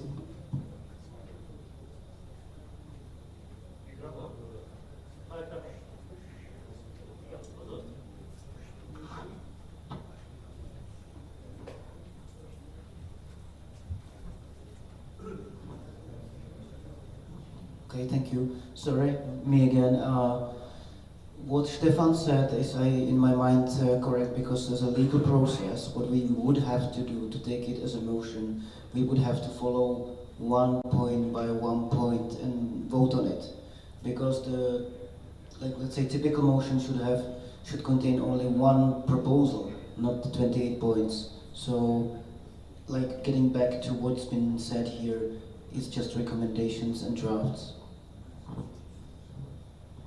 Thank you, Zdenek. Thank you. So, Stefan, maybe we can repeat your suggestion and then vote for it like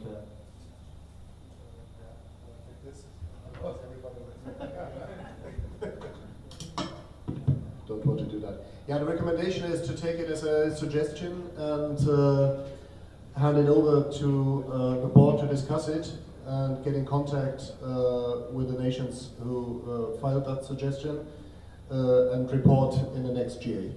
Okay.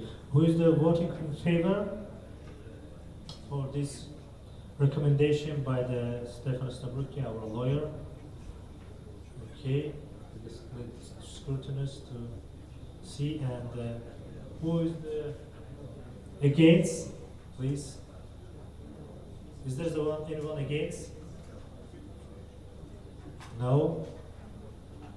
Abstains? Also no. So okay. I think everyone is in favor.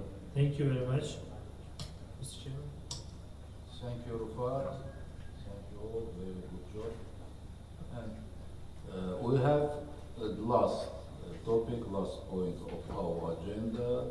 We will discuss amendments to IBSA Constitution. I propose return to our discuss after lunch.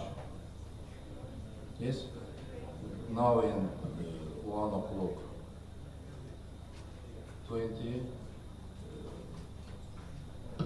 I think maybe for lunch we give 20 minutes. Yes? 90 minutes. 90 minutes. Yeah, 1 hour and a half. 90 minutes. if okay? Okay. Thank you very much. Thank you. See you after the lunch. At 2:30 to be here, please.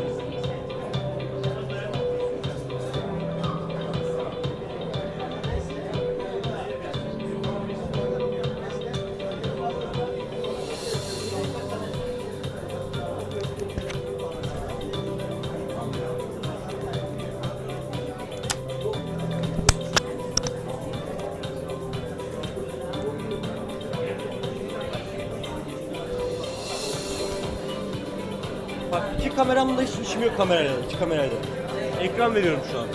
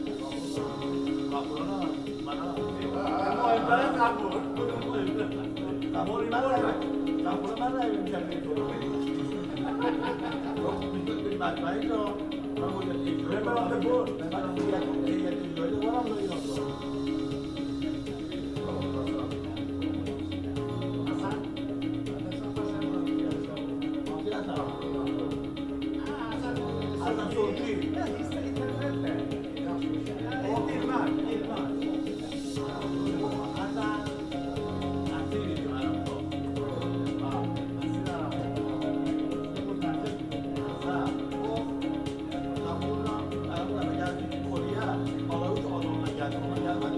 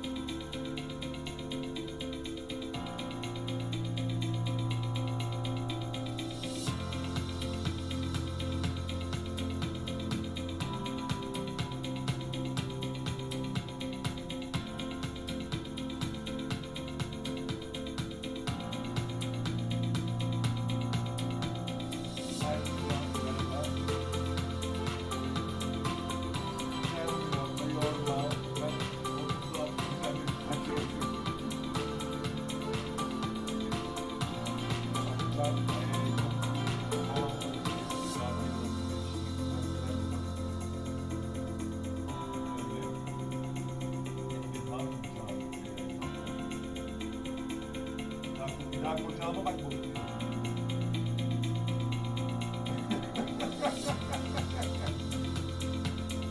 Herkes çıkar neyse onu bir çıkar ama ben avukat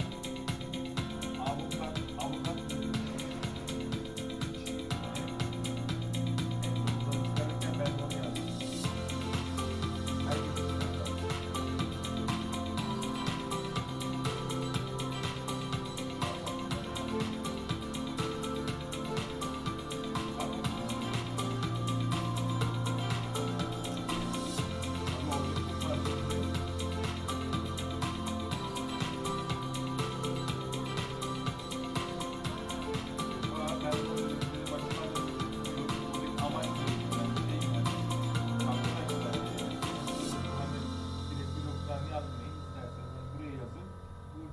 yapalım bunu. O değil, o başka bir şey anlatıyor.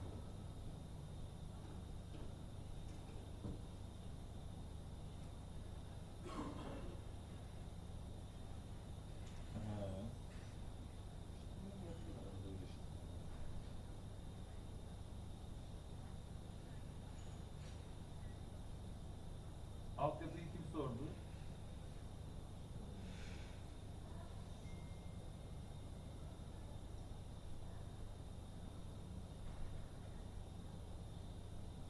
Tamam. Evet, kaybolması tabii.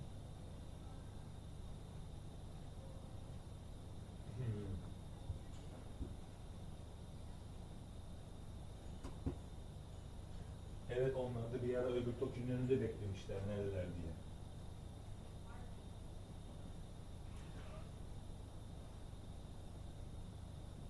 Yok ki onlar da oraya gelmesi yapmış şey.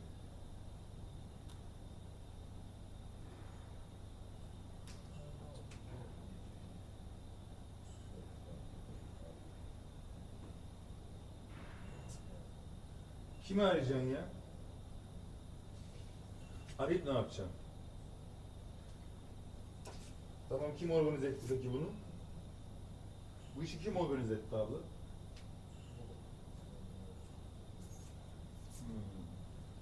Ama şimdi şöyle, diğer fakirlikler ama şeyi adam, telefon açıp geliyorlar. Hatta telefon açıp geliyoruz diye şey değil ki o. Sen çağırdığın gibi niye yapıyorsun? Onu anlamadım ben. O çağırdığın gibi yapmış.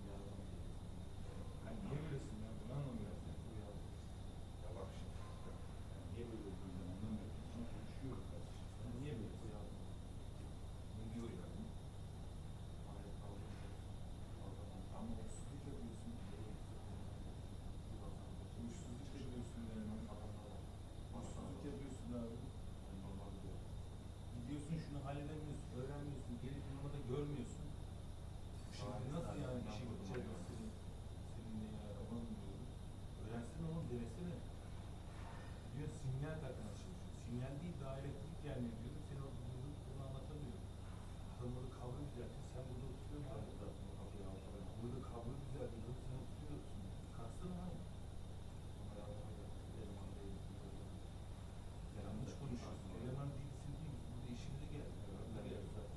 Yanlış konuşuyorsun yani. Onun ne konuştuğunu düşünmeye gelir ya. Bunları da yapabilir. İşimizden diyorsun. Robot var. Anladın mısın? Bakın yapar mısın? Biz bunu konuşuyoruz. Ama sen olan şeyini bozuyorsun.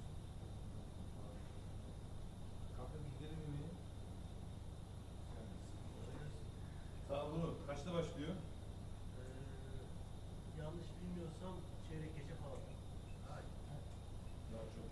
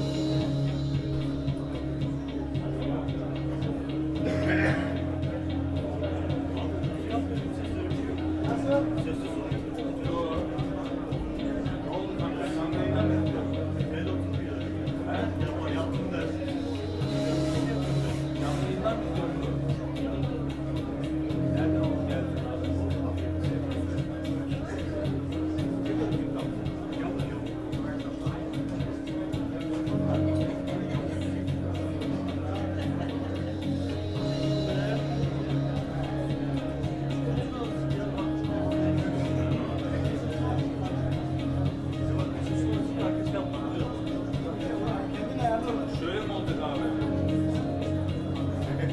Yok şöyle.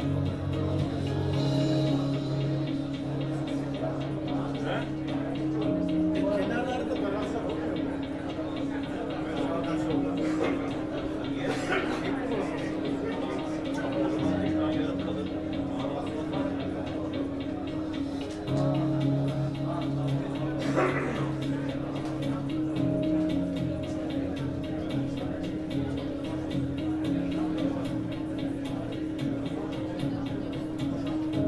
Televizyon niye kapalı? Bir baksana bu kadar çıkıyor. Tamam.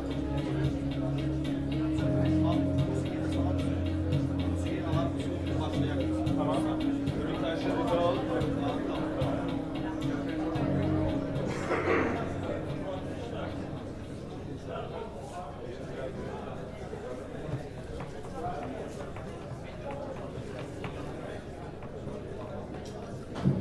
Please take your seats. We are going to continue our general assembly.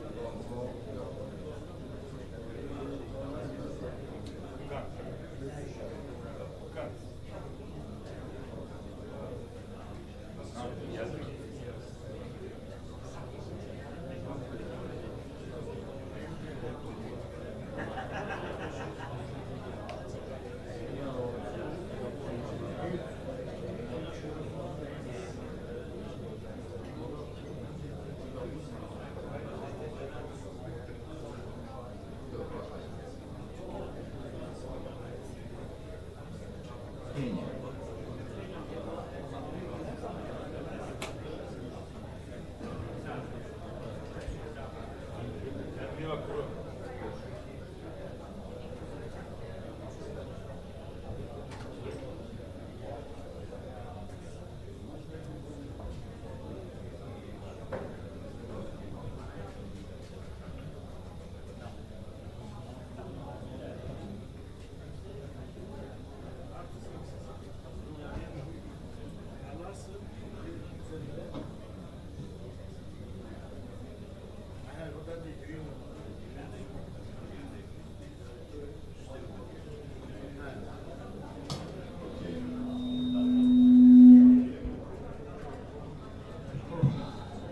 So, dear colleagues, let's continue our work.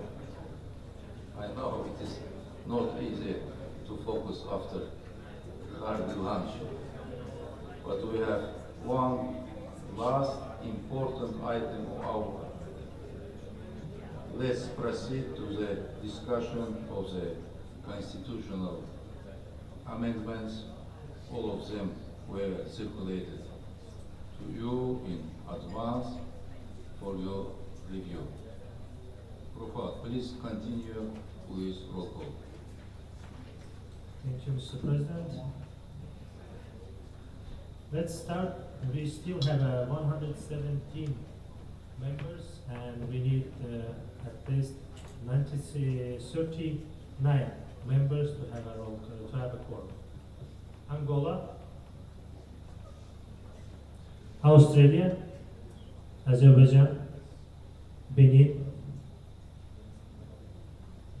Brazil, Canada, China, Hong Kong, Croatia, Czechia, Denmark, Estonia, Finland, France, Georgia, Great Britain, Greece, India, Iran, Iraq, Japan, Kazakhstan, Kenya, Kyrgyzstan, Libya, Malaysia, Montenegro, Morocco, Nigeria, Pakistan, Poland, Qatar, Romania, Russia, South Africa, Saudi Arabia, Senegal, South Korea, Spain, Thailand, Turkey, Ukraine, USA, Uzbekistan. Thank you. We have 43 countries. Thank you, Rafat. Here we have a necessary quorum. Item 7, the proposal of Kazakhstan submitted with the participation of IBSA administration on revision and amendment of the IBSA constitution. Colleagues, who would like to second this motion? We are looking for the seconder, Denmark. Thank you. Thank you, Greece. Thank you. I now I invite Dr. Stefan Asnabrügge, IBSA Legal Counsel, to present the legal overview and clarification. I don't think anyone could better than him. Please, Stefan. I don't know whether not anybody could better, but I'm gonna try. Yeah, Mr. President, ladies and gentlemen, is the microphone okay? Am I be heard in the last row? Thank you. Louder?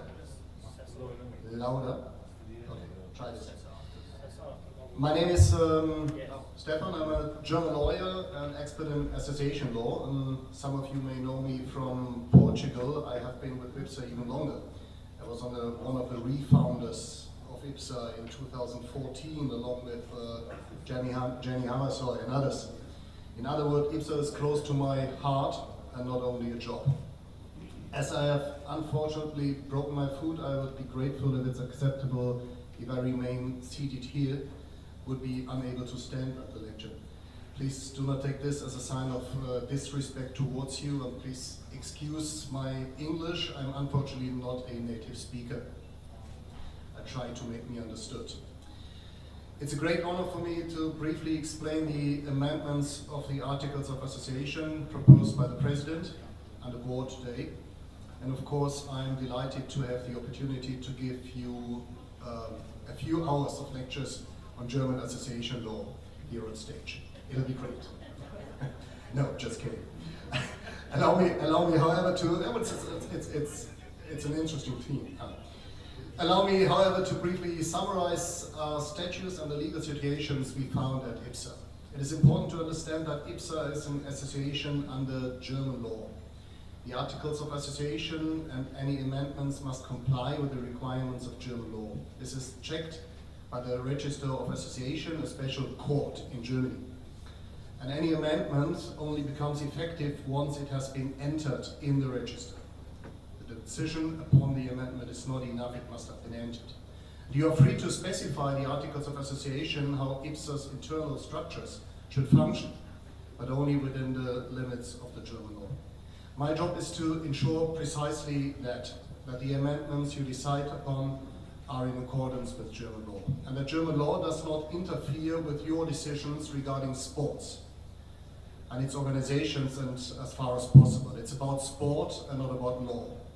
At the same time, German law is different from Italian, English, Japanese, Australian, American law and so on. That is why not everything is in the same as you might know it from your country.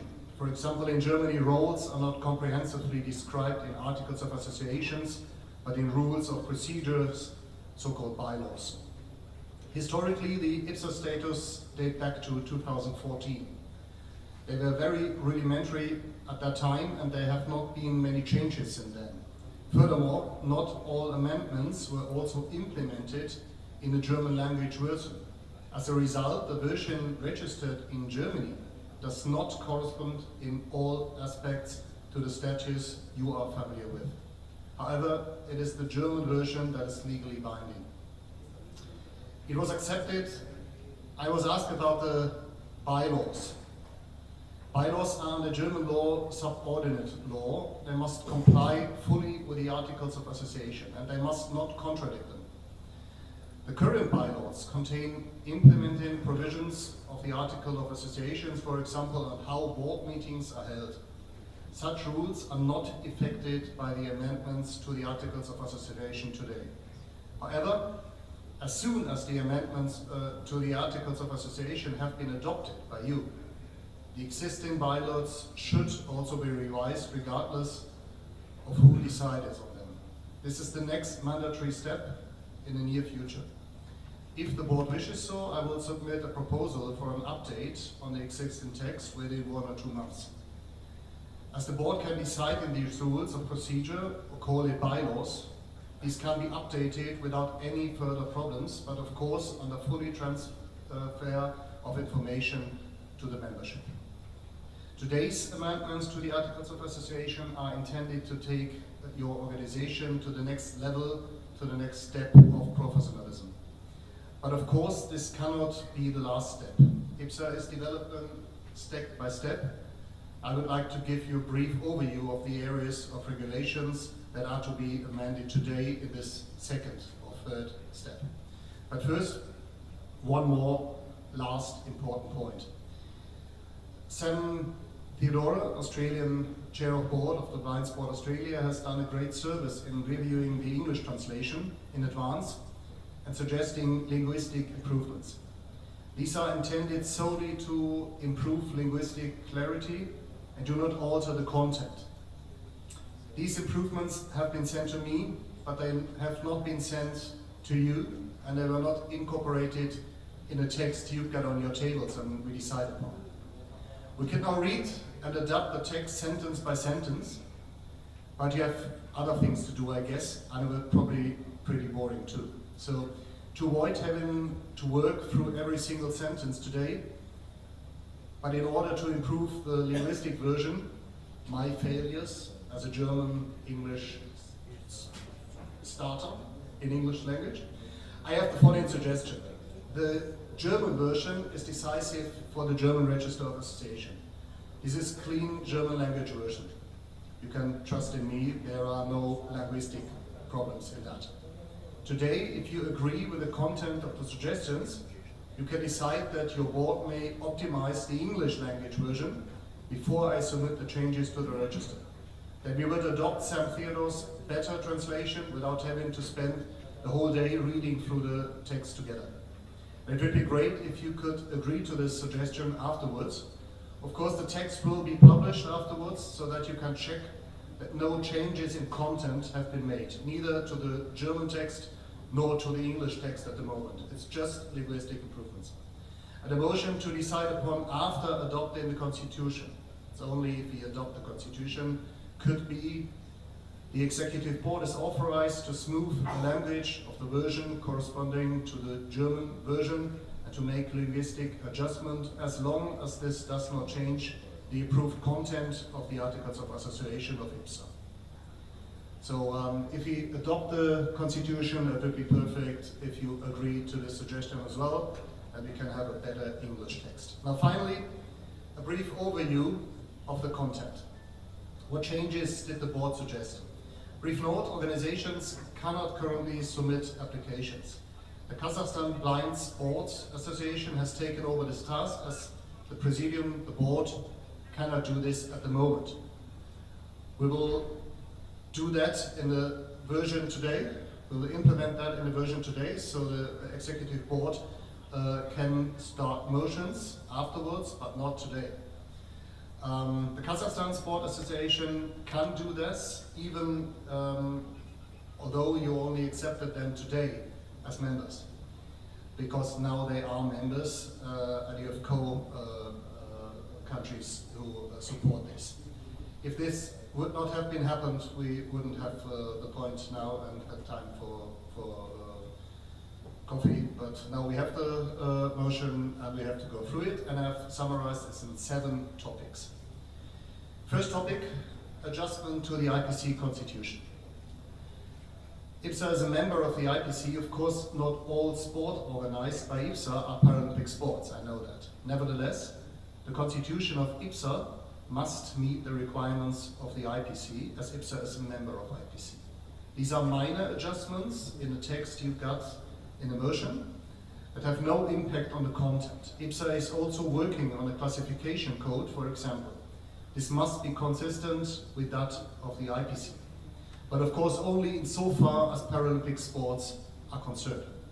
If you do sports that is not Paralympic, IBSA won't force you to do the classification under the laws of IPC. This is not written down in a motion.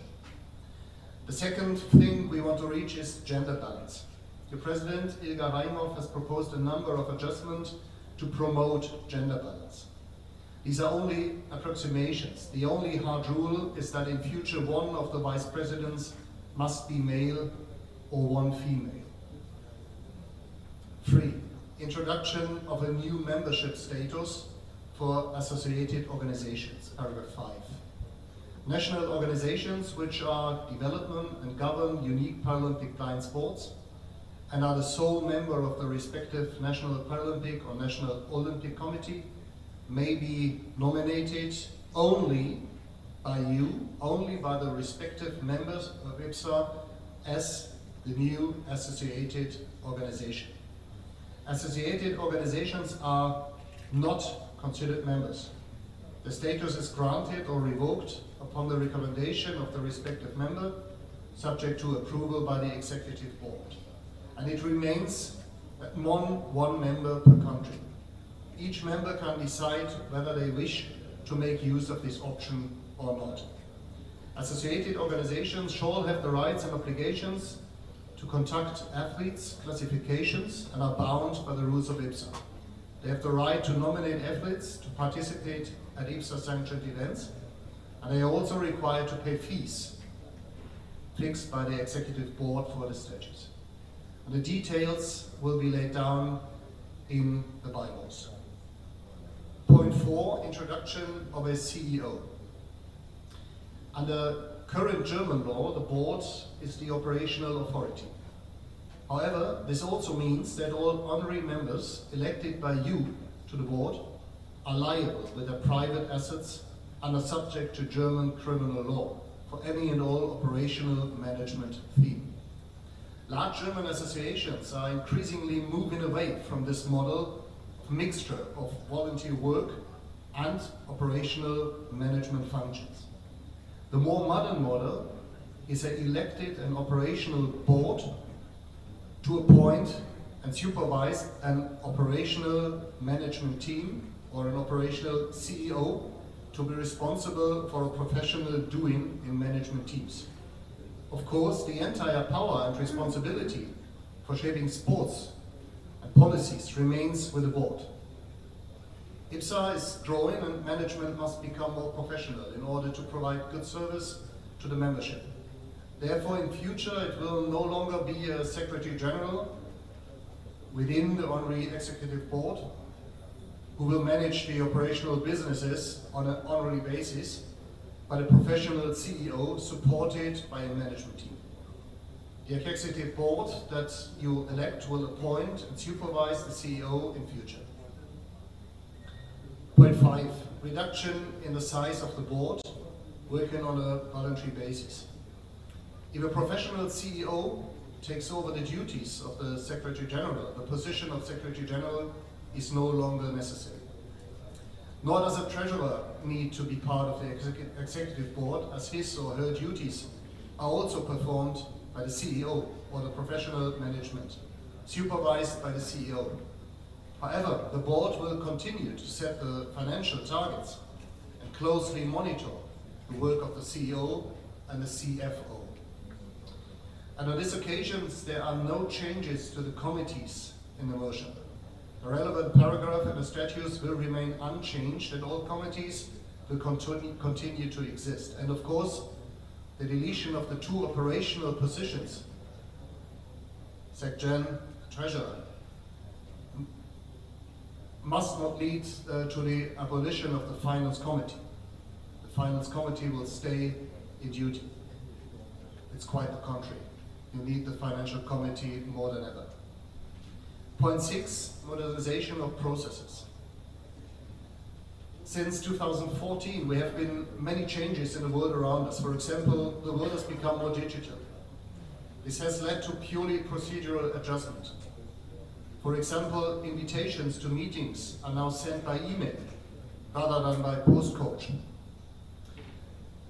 Member meetings can also be held digitally as supplement. Not every member meeting must be digital, but at least every second or every third. Certainly, not always, not when elections are coming up, but whenever is not necessary for the whole world to gather together in one place. And traveling is not easy or a pure joy for every one of us. In addition, your status as IBSA were not designed for so many members to attend. Therefore, the rules for decision-making processes, the submission of motions, the procedure of how to vote, are being laid down for the first time in the life of IBSA. Until now, we did not have these procedures in the Constitution. This is also a question of professionalizing the organization, and it is important so that we can then enter your decisions at the German register without them asking and asking and asking and asking. It's only my problem, I guess, but they do so. And 7, and finally, corrections of errors. The previous statutes contain discrepancies between the English and the German text, as well as editorial errors. For example, the athlete's representative cannot be elected at the EGA if the athletes only appoint him or her after the EGA. Such errors have been corrected in a motion you got on a table, and the German version has been adapted to the English text. Now, good news, I'm finished. I'm sure that your President Ilga is now available for answers to any political question. If you got legal questions to the text, I will try to answer that. And I'll be happy to do so before we start the voting. Thank you.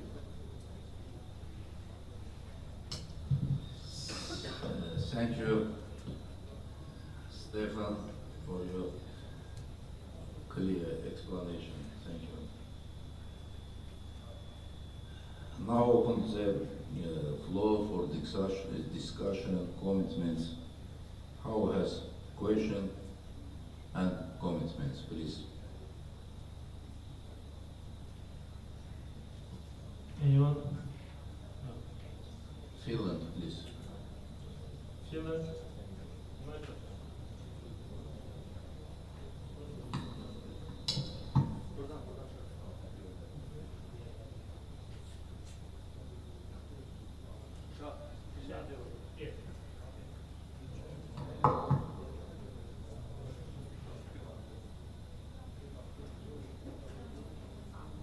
He's coming. Thank you.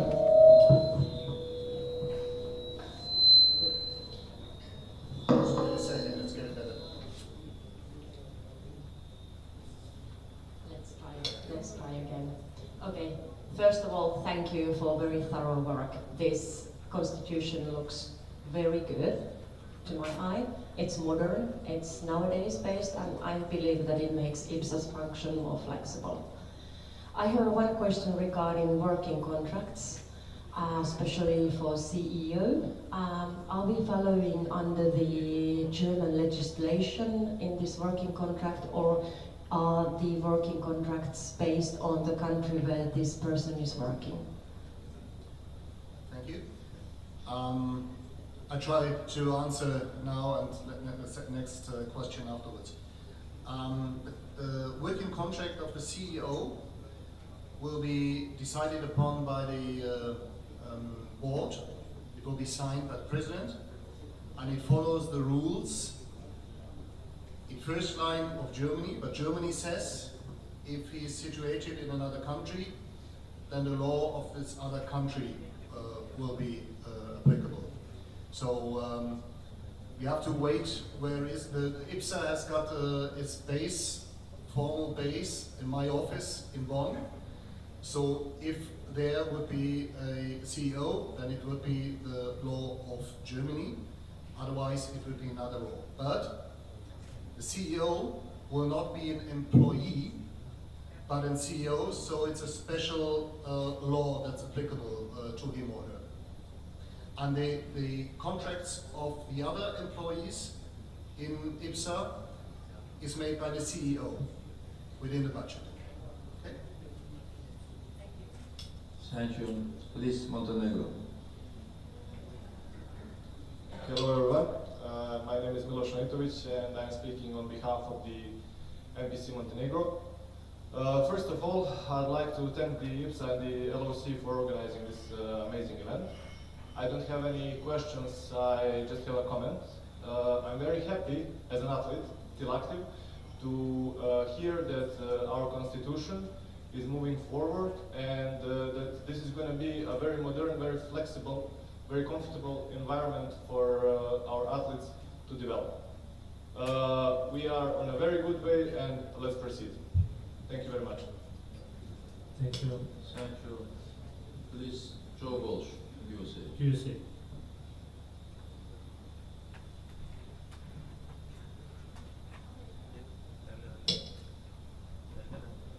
Thank you. I'll continue the thanks for great work on this constitution. Thank you, Stefan. Thank you, Ilgar. Thank you, Rufet, for all the work that you have put in to make this a good next step for IBSA and a good updating of our provisions. Stefan, a question for you. The bylaws, which will be written now, are they to be approved by the executive board, or do they need to be approved by the General Assembly? They need to be approved by the executive board. I mean, just discussed the bylaws of 2017 at the moment. The new version of the constitution is not in contradiction to it, but it needs to be renewed. And we already discussed to make a little small team. Sam wants to join that, Sally from GB, probably you, Joe, to discuss what we have to insert in the new bylaws. And the board will have to decide upon the bylaws, and then the membership will be informed. Thank you. Anyone? Please. Denmark, please. Jenny.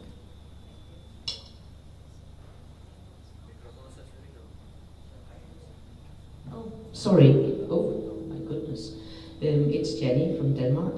I also want to say thank you very much for this fantastic work you are doing. It's great of Stefan to take it on his shoulders, but I think it's in its place for me also to provide an excuse for for not having been really aware. I think it makes me really happy to see what way IBSA is going now. It's really good. I only have one question. It's a very simple question. It's for you, Ilga. It's we were told that the vice presidents have to be a male and a female. My question is, do we follow the same procedure as they do in IBSA, where if the president is male, the first vice president has to be female, and the other way around. If the president is female, then the first vice president has to be male. Thank you. Thank you, Janice. Thank you. Your simple question, simple answer. We have 2 vice president, no. First, no. Second, 2 vice president. 1 woman, 1 man. For simple. Thank you.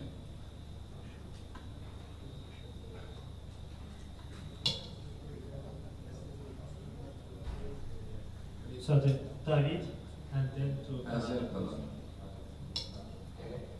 Yeah, David from India. To my understanding, whether the Secretary General post will be remain there or not, one. The second is the CEO will be paid. Right. So the Secretary General will be elected post, a post which we all elect somebody for the Secretary General. But the CEO is going to be the committee, screening committee, which will work for day to day. What is the role of, or whether going to be the Secretary General will be there or not? If I understood that correct, in the board you decide upon, there will be no Secretary General anymore, because all the operational things are done by the professional and yes, paid management team. Responsibility means payment. To get into responsibility under German law, with all your assets, or the criminal law, without being paid, is not a fair situation. So I guess it's right to have a professional management team led by a CEO. And if you got that CEO, you don't need the Secretary General anymore. This was the first step in organization. You've got kind of a manager in the board team who makes the day-to-day business. This organization became much too big for this model. So only the management team, professional management will be paid, not the board. Does that answer the questions? No. Sorry. That means the power of the body, the executive committee. Normally the Secretary General holds the power to run the organization. So in this case, in his absence, who will have the power to run or take the decision? CEO or the president? Not the president. The CEO, and if the CEO is absent, he has to have somebody who does the business. Not the president. The president won't be a second CEO. Thank you.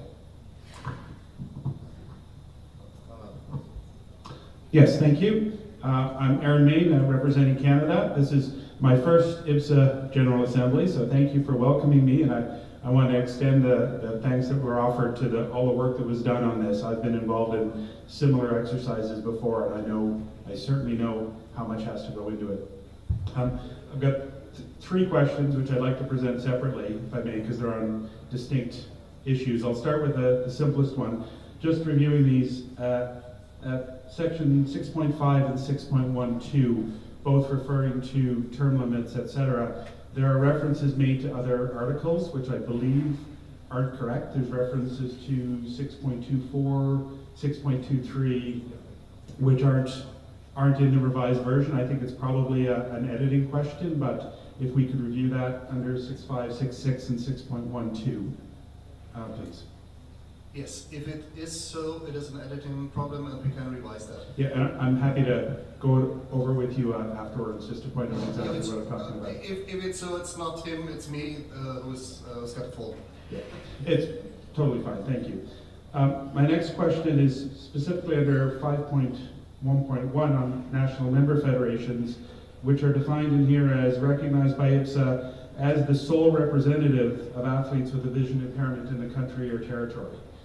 I think I understand what the intention is here, but I am concerned about the potential result. There are many countries, Canada included, where there are multiple national level organizations which represent athletes who are blind or visually impaired, both through an organization such as my own, but my National Paralympic Committee could put themselves forward as representing blind visually impaired athletes, as could other national sport federations who govern single sports, which include blind and visually impaired athletes. My concern here is that there be clarity so that I don't want to have other organizations, and I'm sure other countries don't, where someone else in their country could say, well, hang on, we represent blind visually impaired athletes as well. So we want to be the member of IBSA. Now, I think there's steps being taken to address that with the associate category that is being provided, but I'm a little concerned about how that is defined. So I don't know if there's a better way that we could specify who IBSA will recognize as their members in a country. Yeah, thank you. This is 5.1.1, if I'm correct? Yes. Yeah. First of all, we won't alter this paragraph. It's the same before and after. So this problem is not new. If it's a problem of the actual constitution as well. I understand the problem. I see that a German perspective. We've got the same problem there with the NPC and with the blind football under the roof of the German Football Association and so on.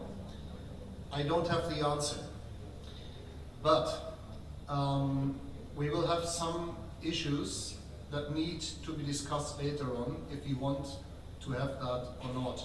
Yes, you've got one with you will address, Sally, so I would put that on the list. I cannot give you the answer, and it needs the experts to make a suggestion to define that. Okay?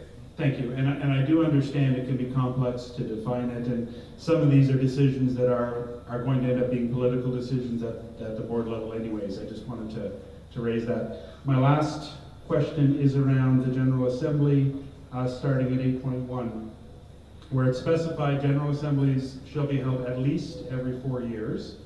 And then further on it talks about what they will do, including at 8.1.3, electing the executive board.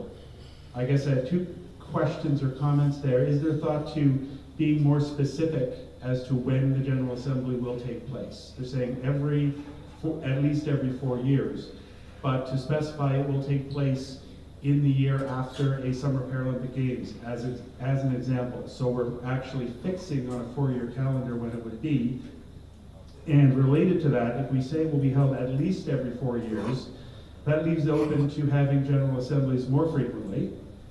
And if we state the General Assembly will elect the board, how do we ensure that we don't have a General Assembly, 2 years later another General Assembly is called, oh well now we will have other elections? Because with the elections being tied specifically to the General Assembly and that lack of precision around the timing, it creates some unsettling possibilities. Thank you. Thank you. The lack of precision is willingly said there, because if you decide as a member after 2 years that you want to have a new board, you must have the chance to do so. If you've got resignations in the board, and the board says we need new people and we need an EGA. So at least every 4 years means the board cannot say, oh, it's nice in office, let's see in 10 years. They will have to give you the chance to vote. But the idea is not to hinder the membership or somebody else to make an assembly and to ask whether you need a new board. There can be a specific calendar if this is necessary due to reasons. It could be the IBSA in the Olympic rhythm, but IBSA has no such reasons as much as I know. So what the statute says is, listen, board, latest in 4 years we'll meet again to decide upon your work and whether you may continue or not. If you want to make it earlier, it's okay. You can make an EGA, but the normal office will take 4 years. This is the normal precision that we give to it and the German association law. And the only point where I could differ is if there is a certain reason that you have to meet in a Paralympic circle, in an Olympic circle, whatever. This should be discussed. It could be reasonable to do this in the year after Paralympics, for example, after summer, winter, whatever, to give the new board a chance to have long time to prepare for that. But this is not discussed yet. At one point about the elections, so our last elections was in 2023, and the next one will be in 2027 and it's a year of our World Games, and it could be the very good tradition to have our election every 4 years during before our World Games, and it could be our cycle, like every 4 years, and if there will not be any changes.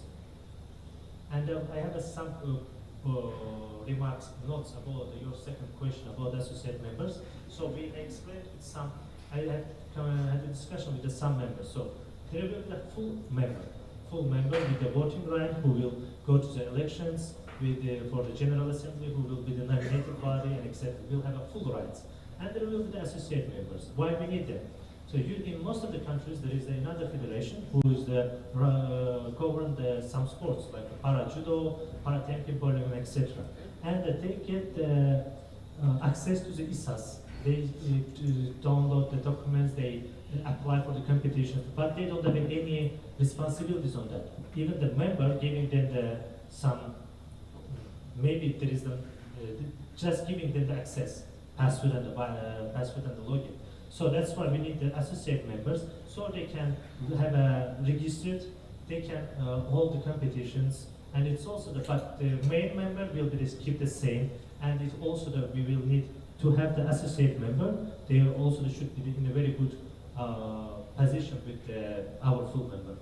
So we think that it's going to be the help to the development of the sports. Very good afternoon, ladies and gentlemen. I'm Tariq from Pakistan.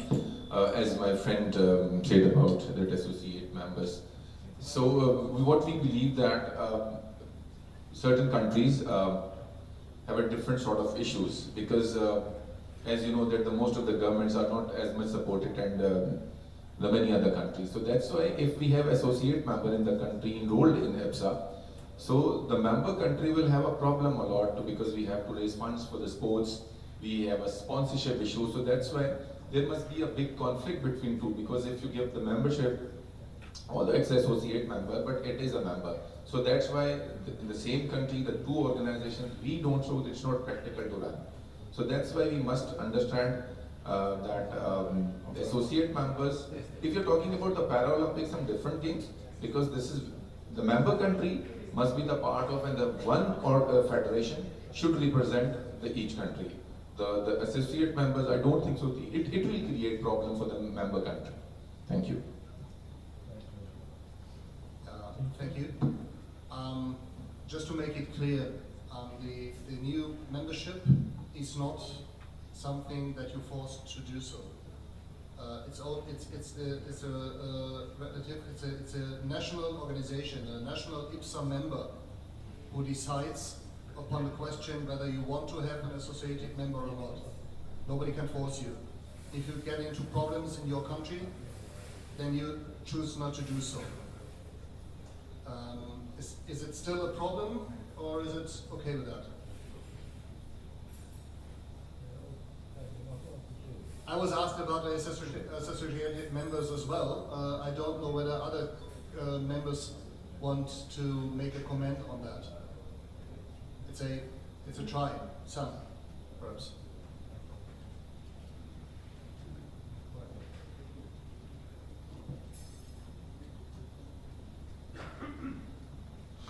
Thank you. Sam from Australia. The associated members, or these entities within every country, exist for every country. There's no question about that, because, for example, in Australia, Blind Sports Australia does not have the expertise, or the technical expertise rather, to run judo competitions and so forth. So we defer to the Judo Association in Australia, the Able-Bodied Association, and we have MOUs, some memorandums of understanding with these organisations. However, we have the final say. They can't do anything. So even dealing with IBSA or dealing with IBSA, they have to come through us. And all the correspondence comes through us as well. So therefore, we know what's happening in our own backyard, rather than having people running around behind our backs doing things, potentially at some stage undermining a longer term vision or a longer term project that we might have, whether it be conversation with government and so forth. So I'm not convinced that there is a necessity to have associated memberships if it can be done within your own country, whereby we acknowledge, meaning IBSA acknowledges one association that comes here. There's no other associate members or anything like that, and everything has to get funneled through that organisation. In our view, it works well in Australia, and we don't have the opportunity where somebody doesn't like what we're doing, and therefore they branch off and they start another association who then over time tries to undermine you and tries to kick you out and take over, right? Now I understand that you might not be doing your job, but there are processes to change the executive committees and so forth. So we get around that problem by establishing memorandums of understanding and letting the experts deal with it, but coming through us. Okay, thank you. See the problems? I understood the issue on the German aspects. It was not my idea. It was a political idea. I understood that under the German point of view. For Germany, it could be a good idea, but there's no German here. So that of me. I've got a suggestion. If we are not sure whether this kind of membership will be good for everybody or will be good for the association, then we could do the following. We can do an amendment to the motion to add in 8.5 a termination of this clause. For example, by the end of 31, because I just heard in 31 is the next, no, not the next, but the one after the next General Assembly. So if you terminate this as a test phase in 31 at the General Assembly, you may discuss and decide whether you keep it or not. If you find a 2/3 majority to keep it, then you decide upon that to finish the termination clause. And if you do not find a majority to keep it, then you do nothing and it will be void in the end of 31. This would be a chance to give them a test for now. 27 is the next GA, for one full GA phase. And if you then say, no, it's not good, you can throw it away. Would that be a compromise? Hope everybody understood what I tried to explain. So could you explain in English, not in Jinglish? Please, Sally. Sally. My name is Sally Barker and I'm Chair of British Flying Sport representing GB. I would like to congratulate the IBSA board for coming forward with a modern constitution, and particularly Stefan for all his work on it. Thank you, and thank you for listening to my comments. I would support your proposal to have an amendment to test out the associate membership. I think that's a really good idea. My point is around the bylaws. I think it's really important that we quickly update the bylaws, and I'm really happy to help that. But I think it would be really useful if the draft of the bylaws could be sent to the members and shared with them, so we all have a chance to comment. And also I think it's very important that we continue with our standing committees, so that there is a finance committee, an ethics and integrity committee to support the work of the board, particularly when we're moving to a professional staff. So there is some checks and balances for the organisation. I'm also very pleased with to see the gender equity on the board. I'm really pleased about that, thank you. But I just wanted to ask about the representation of blind and partially sighted people on the board. In the current bylaws, it says that the president and the vice president should be blind and partially sighted. And I just wondered whether, when you take away and look at the bylaws, the board could also consider whether they should be applying that principle to the board itself as well. So we make sure that there's full inclusion in all of the work of the association. Thank you.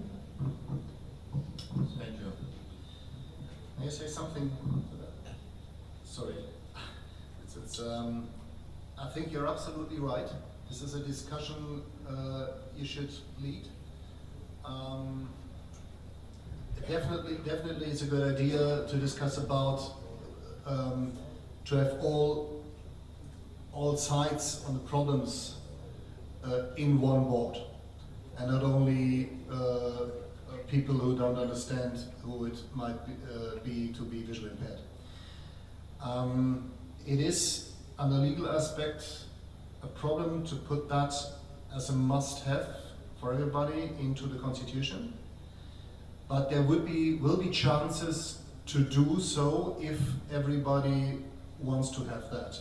I think this is a complicated point, that it's not only, yes, it would be nice to have that, it's as well, it's operational discussion, it's a discussion about will we find somebody to do that. So what I would suggest is that we make a list of themes that has to be discussed further today's motion by the board. Put it on the list with the will of the membership, so the board must know you have to discuss that. You have to make a proposal and give it to the board to make a proposal in the next GA in 27, Rupert, huh? Is that correct? In 27. Then people who want to discuss that could come together in a team, could discuss that with the board, and we'll have a proper solution in the next time. I fully support that. Thank you very much. And thanks also for explaining the German law versus the rest of the world. Thank you. Just for the clarification that as we did it with the Constitution, we will do it also with the bylaws. We will share it with the membership to get their requests, to get their suggestions, and of course we will do it, and we will include your suggestion also. Thank you very much. Okay. Anyone? Question, comments? Thank you. Just a moment.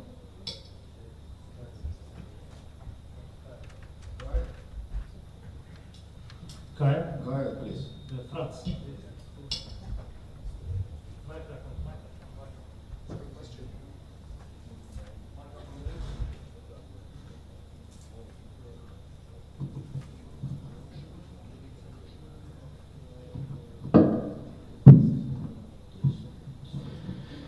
Again from France. Thank you for this great job. It's a big step for IBSA, like everyone everyone thinks. Just two remarks. The first is to say, in my opinion, it will be better to have high frequency for the General Assembly, like every 2 years, because in practice that we do. So, in my opinion, we see every 2 years in the IBSA article of association. So it will be, in my opinion, a good frequency to be sure that we have the pleasure to see each other every two years. So, first observation. And the second one is to say that, in my opinion, because we are an organization for blind people, I think we should put somewhere the requirement of accessibilities, digital accessibilities and accessibilities in general for blind people.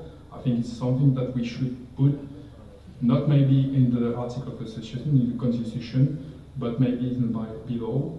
But it's important that we put it clearly, like a general requirement for everybody involved in IBSA.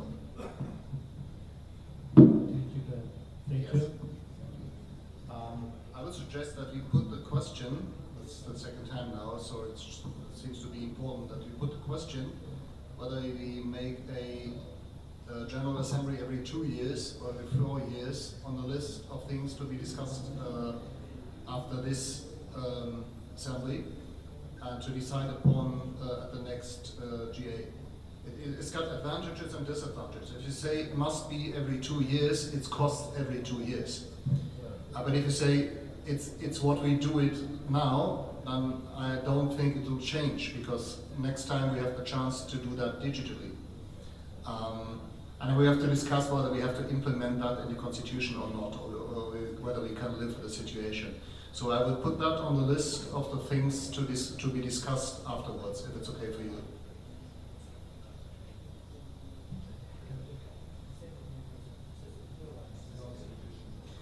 Yeah, the first one was sole representative, Australia. The second one was this point, and the third point was the rhythm of the GAs. I got the list. There is another question, I guess. No? Yeah, accessibility is on the list. He will also add it. Yeah. Please fill it.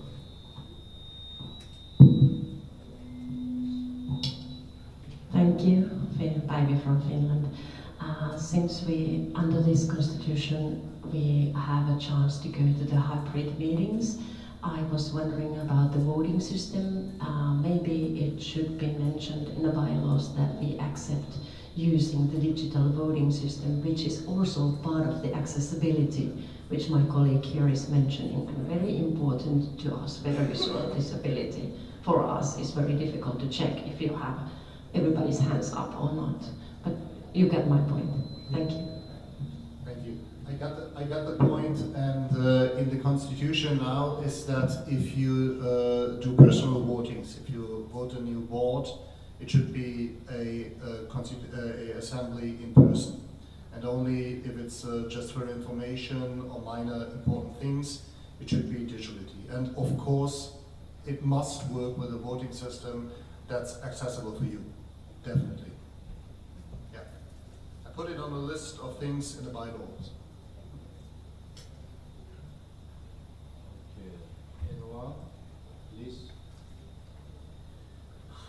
Just no? Malaysia?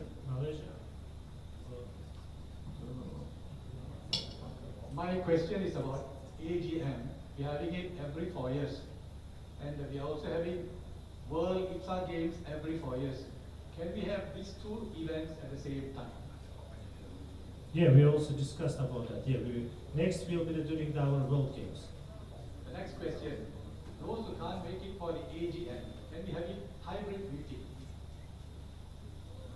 Hybrid, where some of us can go online in place. Yeah, if you decide upon the constitution today, you can have hybrid, fully virtually or personal meetings.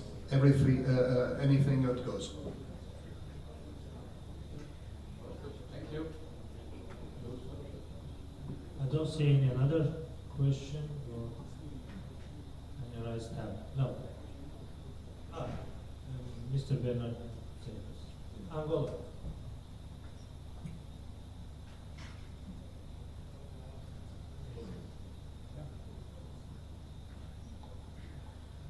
Very brief. Thank you very much.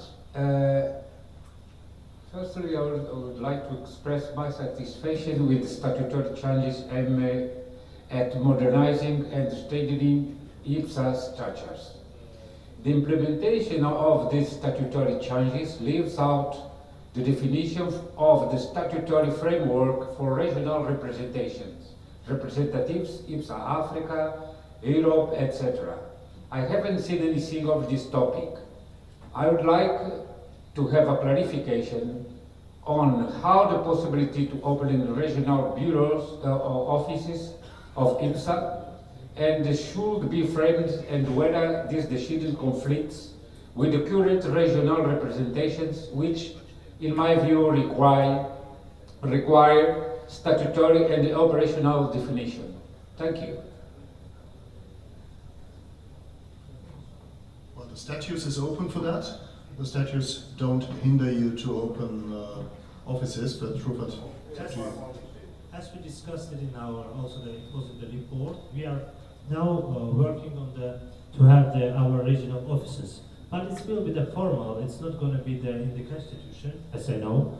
And these offices are not going to work independently at the first moment. As soon as these regional offices will be the independent work, in this case, of course, we will include them to our constitution with their own board and like in IBSA regional governing bodies. But at this moment, it's only the support offices of the IBSA in all the regions in the first points.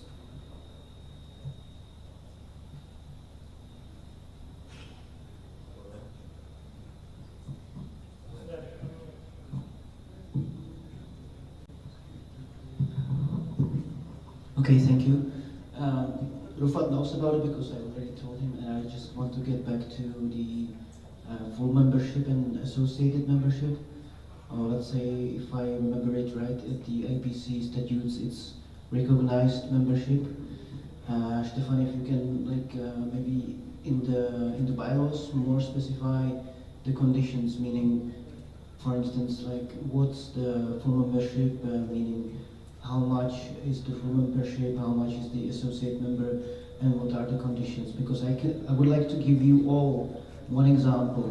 Rufat knows about it, and Mr. Rahimov as well. We, in the Czech Republic in 2022 and 2023, we had a kind of Ministry of Sport decision, which completely made a mess in the disabled sport. And one of the key key visually impaired sport, 10-pin bowling, was given to an association which was having nothing to do with visually impaired sport. And through these statutes, we would allow this. So if Stefan, maybe I could help you when you go through these bylaws, we have to prevent this, because what we want, I like the idea of the recognized membership, but I don't like the idea that, for instance, some Ministry of Sport, wherever, will decide about some association and will give them to lead the sport, although it has nothing to do with visual impairment. And these statutes would, in this way, allow it, but in bylaws, we could kind of prevent it. That's my way to Stefan, if I can help afterwards. Thank you. I got it on the list. Thank you, Zdenek. Thank you. So, now any question? I don't see any question. So, if there are no further questions, then I would suggest that we make one vote on the revised version of the Articles of Association as proposed, with a discussed addition in 8.5. The wording would be 8.5 is limited until 31st of December 2031 to allow for a trial period. 8.5 shall cease to be effective unless the general meeting decides otherwise. We would insert that in 8.5 at the end for the minutes asked for by at least Australia. I guess it was not only Australia, but what is enough.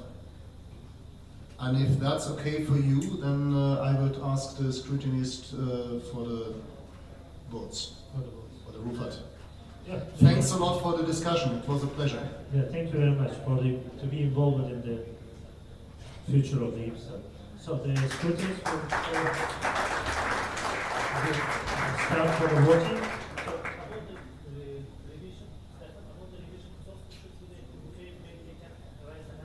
Yeah, let's do, for the revision, we will do to raise the hands, and second one, the scrutineers will take the vote. So, who is in the favor for the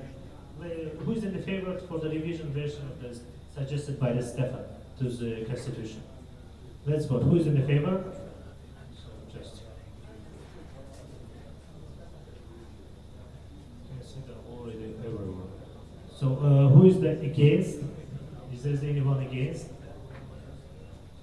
No one? Abstain? Also no one. So Approved. Let's go to the second, to the full. Yeah, it's 117 in favor in that case. 43. Okay, perfect. And then the second thing is to revise the wording, as I suggested. Yeah. Thank you. So now the scrutineers will take the vote. Yeah, please calculate the votes. Thank you.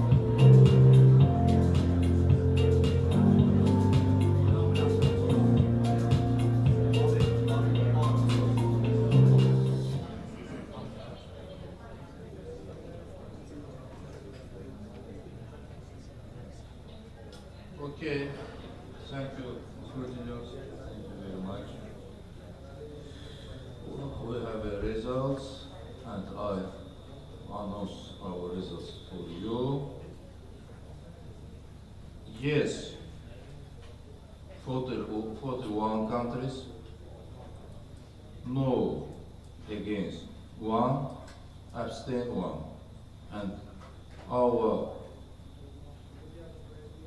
decision is adopted. Thank you and congratulations.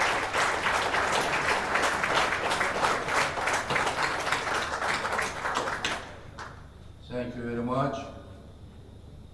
I congratulate everyone on this historic decision, which will play a major role in the future of our organization IBSA. Continues its path, together we are strong. Dear colleagues, we have reached the conclusion of our assembly. Allow me to summarize the results. The agenda and the minutes of the previous assembly were approved.